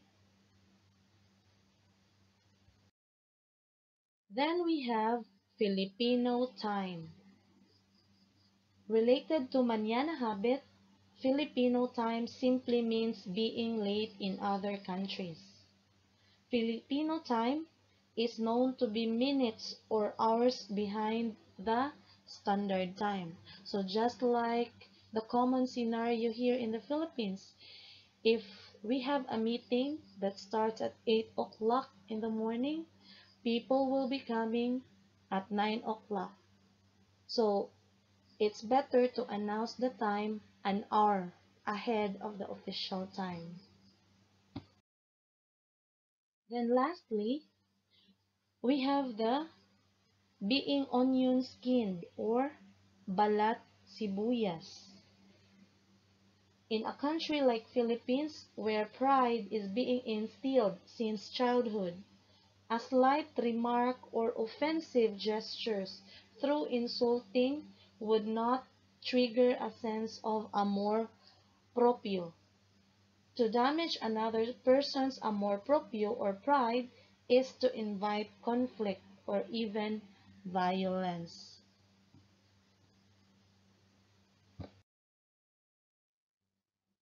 That ends my discussion. I hope you learned something from me. Thank you for listening.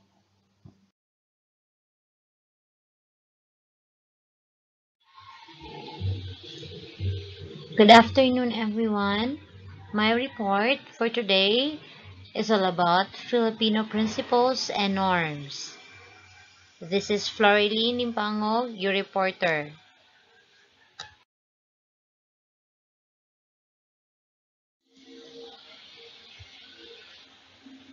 So we start with the principle. So what is a principle? It's a law or rule that has to be or usually is to be followed or can be desirably followed or is an inevitable consequence or something. The principles of such a system are understood by its users as the essential characteristics of the system, or reflecting systems designed, purpose, and effective operation or use of which would be impossible if any one of the principles was to be ignored. Examples of principles: we have descriptive, comprehensive, and fundamental law, doctrine or assumption, a normative rule, code of conduct, a law or fact of nature underlying the work of an artificial device, in which we have these teachers, the code of ethics. So we follow the code of ethics because it's already a rule or a law, and as in the DepEd. So we follow.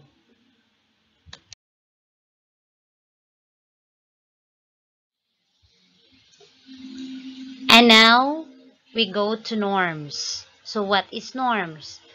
Norms are a fundamental concept in the social sciences.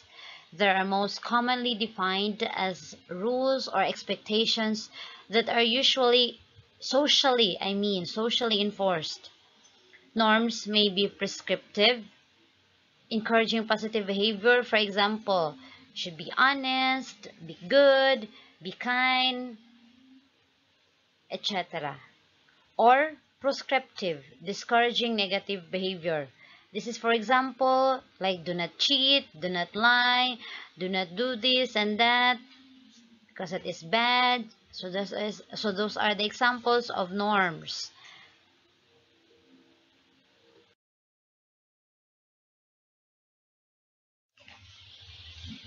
So we have our types of norms. So the first types of norms, we have cultural norms. These are norms, these are things that are generally true for a certain culture. A culture is a group of people that share a background and history. Norms are things that these people do as a general rule. For example of cultural norms, we have a meal with no rice is not a meal. So it's already in our Filipino culture that we eat every day with rice because rice is staple food. Next, we do mano po all the time. So this is, we do all Filipinos to show and give respect to our elders, to our grandparents, to our parents. Next, we say mano po, we say po and opo all the time. We say po to our elders also and to our parents to show our respect to them. Next, we have the best Christmas celebration.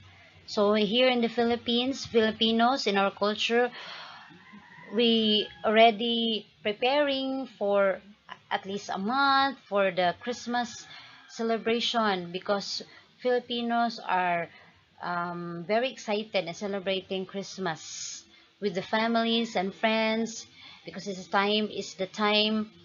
the most wonderful time of the year. They all say that because it's the time of giving, time of um, meeting with friends, gathering with family and friends.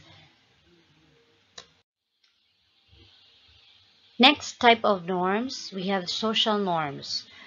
These norms are group held beliefs about how members should behave in a given context. We have examples like shake hands when meeting someone. So we do this in um, showing our respect, showing our gratitude that we are happy meeting them. Next, make direct eye contact with the person you are speaking with. So usually in speaking in public or mm, in meeting someone, you should speak to them in a direct contact because it shows how you are sincere to them, how you are sincere when talking to them.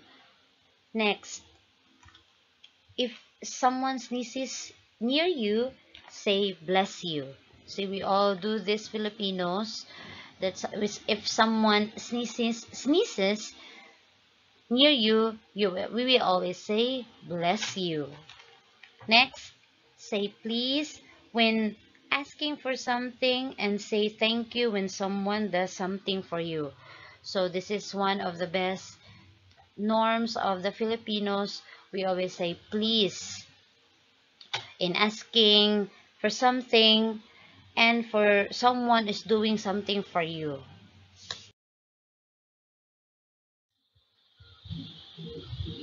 So we have here some pictures. So to start with this, so these are the following examples of norms. We have the mano po. So mano po, we do this every day within our family, in our relatives, in our friends that we know that they are older from us. So we show respect to them by doing the mano po. Next picture, we have this salamat po. We always say salamat po, po, opo, in giving respect and showing respect to our elders because we all know the Filipinos are very respectful to elders especially.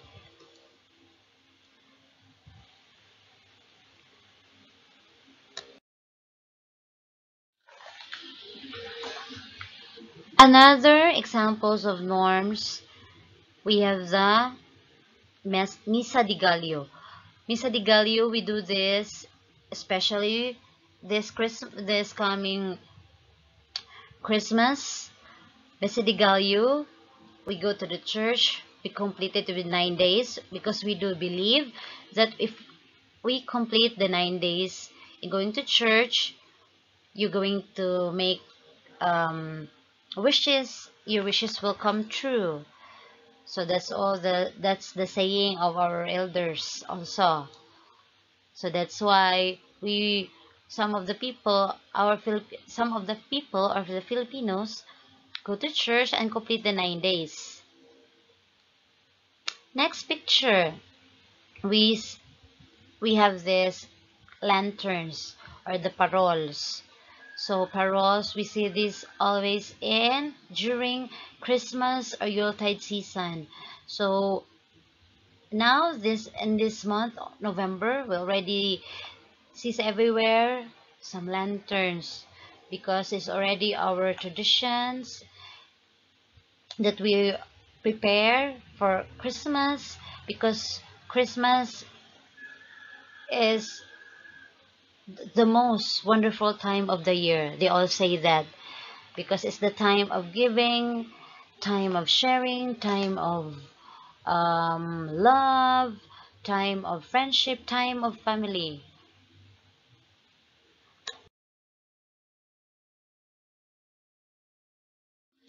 So we have the next picture, we have the rice. So we all know that Filipinos really love eating rice because a meal without a rice is not complete. So we always have this breakfast, lunch, and dinner. We have rice in our table. Next picture, we have this lechon. So lechon, we all see this lechon in many occasions, like Christmas, like birthdays, weddings. We have this lechon. This is already our tradition that preparing lechon for any special occasions.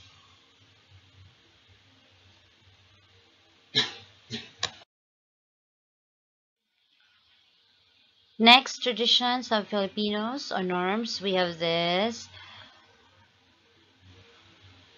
our Philippine national anthem. We do the respect. We do respect if we see the Filipino flag. We always do our hands. We put it on our chest to give respect and stand straight and sing our Philippine national anthem. We all do this not in the school also, but also in other government agencies before they start their work in the morning. It always starts with the Philippine national anthem. The next picture is giving of gifts. We do this every Christmas also, and for birthdays or weddings we give gifts, but this usually do in Christmas. We exchange gift.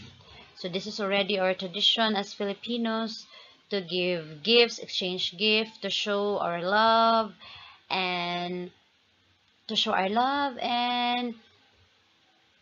how we share our blessings to others also. So we give gifts to them.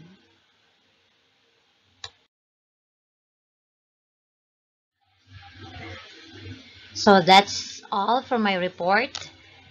Thank you and God bless.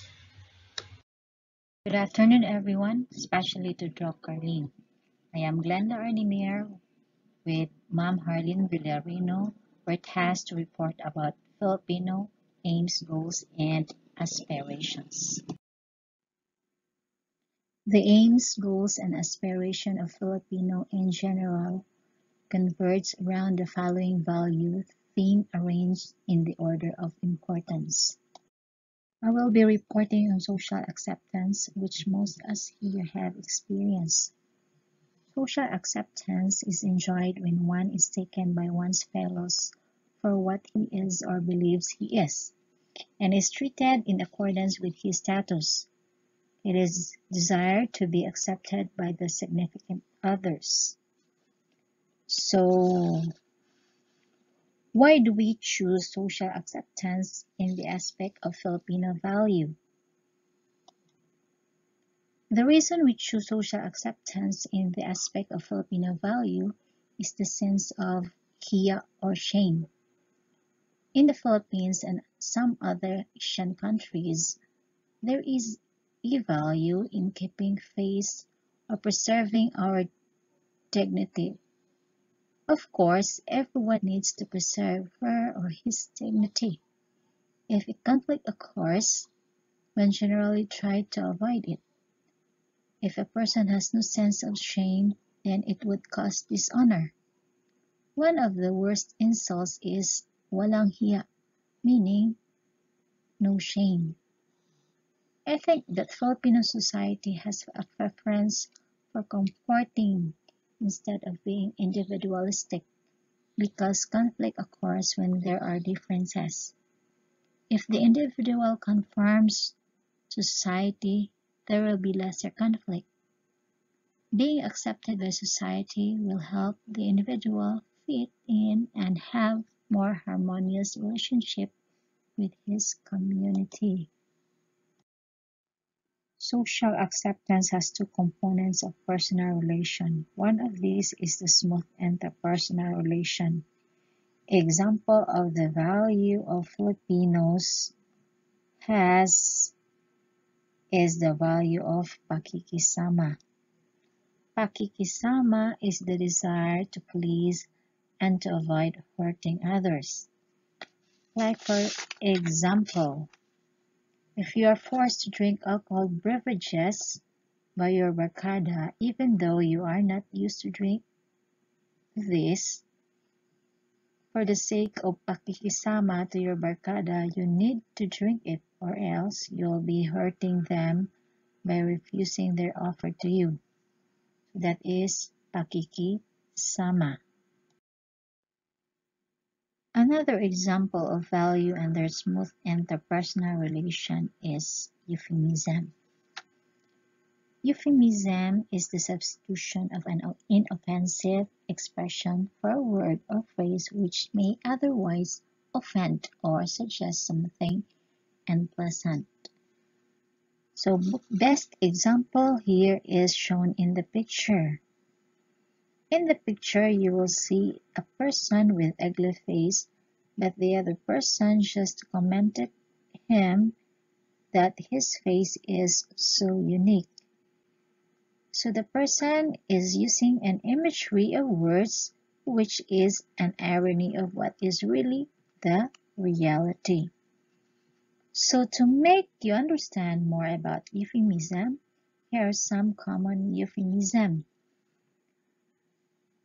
Here are the original sentence. Uncle Keith died last year. Instead of the word died in original sentence, in euphemism you use passed away. Uncle Keith passed away last year. Another original sentence, I have to urinate. Instead the word urinate, in euphemism you use spend a penny. I have to spend a penny. Another original sentence, yeah, you're fired or sacked. In euphemism, you're going to use let you go. We are going to let you go. Another example of original sentence is you're an idiot. The word idiot in euphemism, interesting point of view. So you have to use interesting point of view. You have an interesting point of view. Another original sentence, go away. In euphemism, you used a bit of peace and quiet. I really need a bit of peace and quiet. So more of the words used in euphemism are more in positive way. It is not directly offensive. So that is euphemism. The second component of personal relation and social acceptance is sensitivity to personal affront. It is sensitive to attacks on their own self-esteem and cultivate sensitivity to the self-esteem of others as well. Anything that might hurt another's self-esteem is to be avoided, or else one risks terminating the relationship. Here are some example of values under sensitivity to personal affront. First, amor propio or self-esteem. Second is the hiya. Third is the utang na loob. Amor propio or self-esteem. It is an emotional high-tension wire that girds the Filipino self. protecting him from disparagement or criticism, or questioning the qualities he most zealously guards as his own best claim to others' respect and esteem. It is all displaying superficial behavior or pakitang tao. It impresses others with his possessions, pagpaparangya. Like for example, in school, students quitting school just because teachers criticize them beyond their endurance. Another example, employees resigning just because they have been reprimanded. The anxiety to make the other person feel good. So that is amor proprio or self-esteem. Other value that has relation to sensitivity, personal affront is hiya. Hiya means more than mere embarrassment or shame. It means the uncomfortable feeling of being found in an unacceptable position or doing something not socially acceptable. Hiya makes a person sensitive to other people's opinions. The third value that has relation to sensitivity to personal affront is utang na loob, in depth of gratitude. It is a response to a favor or of help extended to a person that is impossible to quantify. Failure to respond will hurt the person's feelings and insults. Utang na loob is also defined as an obligation to repay a person from whom one has received a favor. When abused, utang na loob becomes burden as it makes us a person beholden to his debtor and a hindrance to freedom of decision. Like for example, utang na loob is also abused among the family members, especially to a person that has an obligation to repay from whom one has received his favor. So that is utang na loob. Thank you for listening. Have a good day.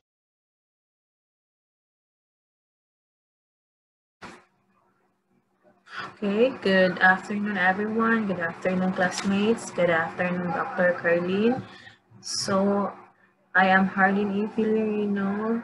I will be continuing the report of Ma'am Glenda, which is the Filipino aims, aspirations, and goals. Since Ma'am Glenda already discussed the first one, which is the social acceptance, so I will be discussing the two remaining Filipino aims, aspiration, and goals, which are the economic security and social mobility. So, to continue with,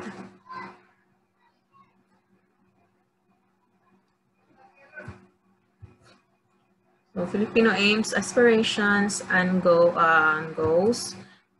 So before we start or before we continue, let us first review what do we mean by aims, goals, and aspiration.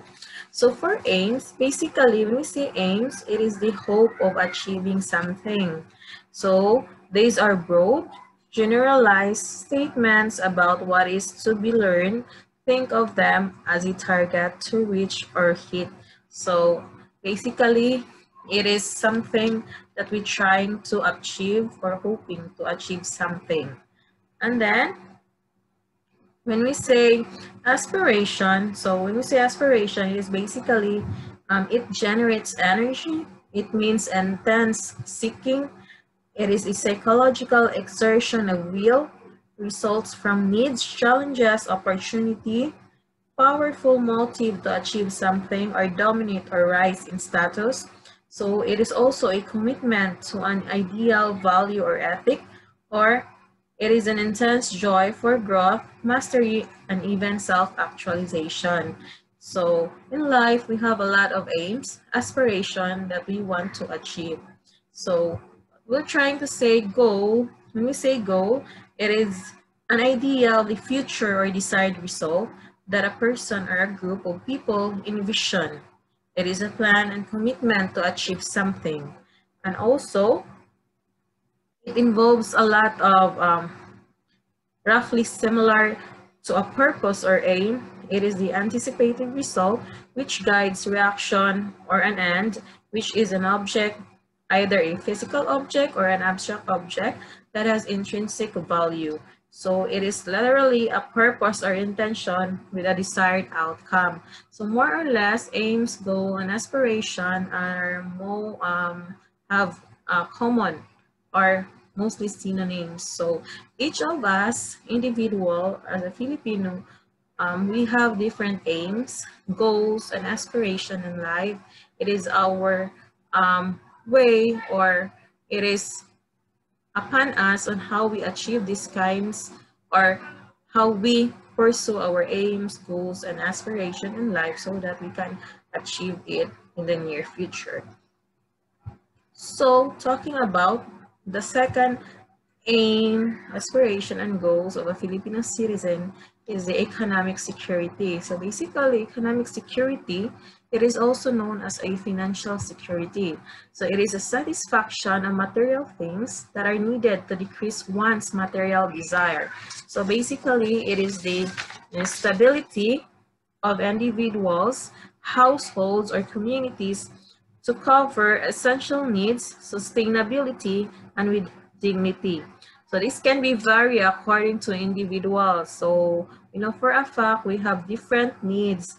So it may include physical needs, the environment, and the preceding cultural standards such as food, basic shelter, clothing, and hygiene may also qualify as essential needs, as thus related to expenditure, the essential assets needed to earn a living, and the costs associated with healthcare and education is also qualified as economic security. So in life, we have different needs. It may be physical, psychological, or essential needs, but here in economic security, it is focusing more on our uh, physical or mga basic necessities in life. So kita sa tuan tag sa kapanimalay na tamantay tag sa ka mga needs, especially those shelter, um, clothing, maybe in terms of transportation access, technology and information access, healthcare services, educational opportunities, access to financial services, generational economic and workforce development. So that is why we're very striving hard for us to satisfy our needs in terms of material desires. So here, economic security involves housing and a lot of progress or growth and development that we, as a Filipino, we really desire. So in economic security, it involves contractual reciprocity. So when we say contractual reciprocity, it is one in which the parties enter into mutual engagement or agreement. So there is a obligation to give when you receive. So if naa kay ma-receive, so naa po kay dapat i-give in order for that to be compensated. So here in contractual reciprocity, it involves a contract signing or agreement between two parties. So it supposes voluntary agreement between two or more people to behave toward one another in specified way and time in the future. So basically, it includes bayanihan, and also it acts are equivalent per amount and form of having been explicitly agreed upon beforehand. So there is certain contract or agreement between the two parties if they have provide something, or if they have a contract, so there should be an expected performance between both parties, or between the contractor and the worker. So another one is the utang na loob reciprocity. So when you say utang na loob reciprocity, it is They every service received, pay for or treatment accomplished has something in return. So basically, it is the same concept as utang na loob, wherein if there is someone nga nihatag nato og favor or natabangan ta sa usa ka tawo nga maskin wala nato kaila, so as kita nga natabangan, so mukip na ta sa atong self nga natay utang kabubuton na sa usa ka tawo. So here forever na nato siya dalon sa ato ang kinabuhi nga kita kato siyang tawhana nga nakatabang nato. So in return, we also want to do something good, or every time nga manginhang na siya tabang, so basically automatic nga motabang sa ta, it's because natay utang na loob niya. So when we say utang na loob, it is most commonly generated when transfer of goods, services takes between places, individual belonging to different groups. Recipient shows gratitude by returning favor with interest. Be sure that he doesn't remain in the other debt. So unexpected favor from an unexpected person. Okay, so the third one or the last one is the social mobility. So when we say social mobility, it involves the desire of every individual to improve either economically or socially. So from the word itself, mobility, there is a movement of in terms of the status or in terms of the economically and socially status niya sa life. So basically from lowest position, so ni-improve siya into higher position. So here, like for instance, this one is from the low, is from the base or low iyahang poor, or we say poor siya nga status, iyang status here. And then because of his effort or so much hard work that he put to achieve something, that is why here ni saka siya. So ni move siya iyang status or iyang position into a higher one. So basically, there is a movement of its position, maybe in his career, maybe in his work or profession, so or in his status in life. So there is a social mobility. So in social mobility, it has, or it is defined as a movement from one class status position to another. So it refers to the movement of individual or groups in social position over time. So most commonly, social mobility refers to the change in wealth and social status of individuals or families. However, it may also refer to changes in health status, literacy rate, education, or other variable among groups such as classes, ethnic groups, or countries. So it has two types, the social mobility, the intragenerational and then the intergenerational. When we say intragenerational, the movements happen within one generation only. For example, a person moves from one social class to another in the course of their lifetime. So from teacher 1 siya because of nagkuha siya master, ning eskwela siya, natin siya mga seminar. So basically, ni-improve iyahang position into teacher 3 or later on na master teacher siya, or basically na form nahimo siyang district supervisor or educational siyang EPS into certain subject area. So while ang intergenerational movement happens only between generation. So when we say generation, from father to son, mother to daughter. So the example here is the father, the person's father was a laborer and he is a teacher. So iyahang papa is a laborer while iyahang son is a teacher. So there is a movement of social mobility within one generation sa iyang papa o generation sa iyahang anak. So that is the difference between intragenerational and the intergenerational. Okay. To differentiate the two social mobility, let's try to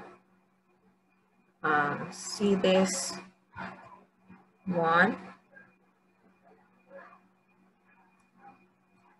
So the differentiate among the two is that intragenerational mobility, it is a change or a movement in an individual social status. So it happened individually or within a person's status. So, especially in workforce, through some achievement over a relatively short amount of time. So, for example, from T1, nag-promote ka into teacher 3, into master teacher, into supervisor, and later on into the being superintendent, so being the highest position. So if there is a movement in your social,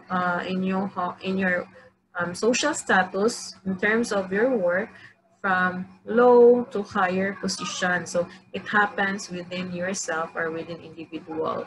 To compare with intergenerational mobility, it happens where there's a social position that changes over multiple generation. So it involves your family members. So when we say multiple generation, it involves 1 to 2 to 3 generations. So basically from father to son, mother to daughter. So for example, an intergenerational mobility, so a lecturer in a pre-university college becoming a professor at the university after his doctoral degree. So from being a lecturer, he moves siya into a professor after his doctoral degree. So there is a movement in his social status in terms of his profession.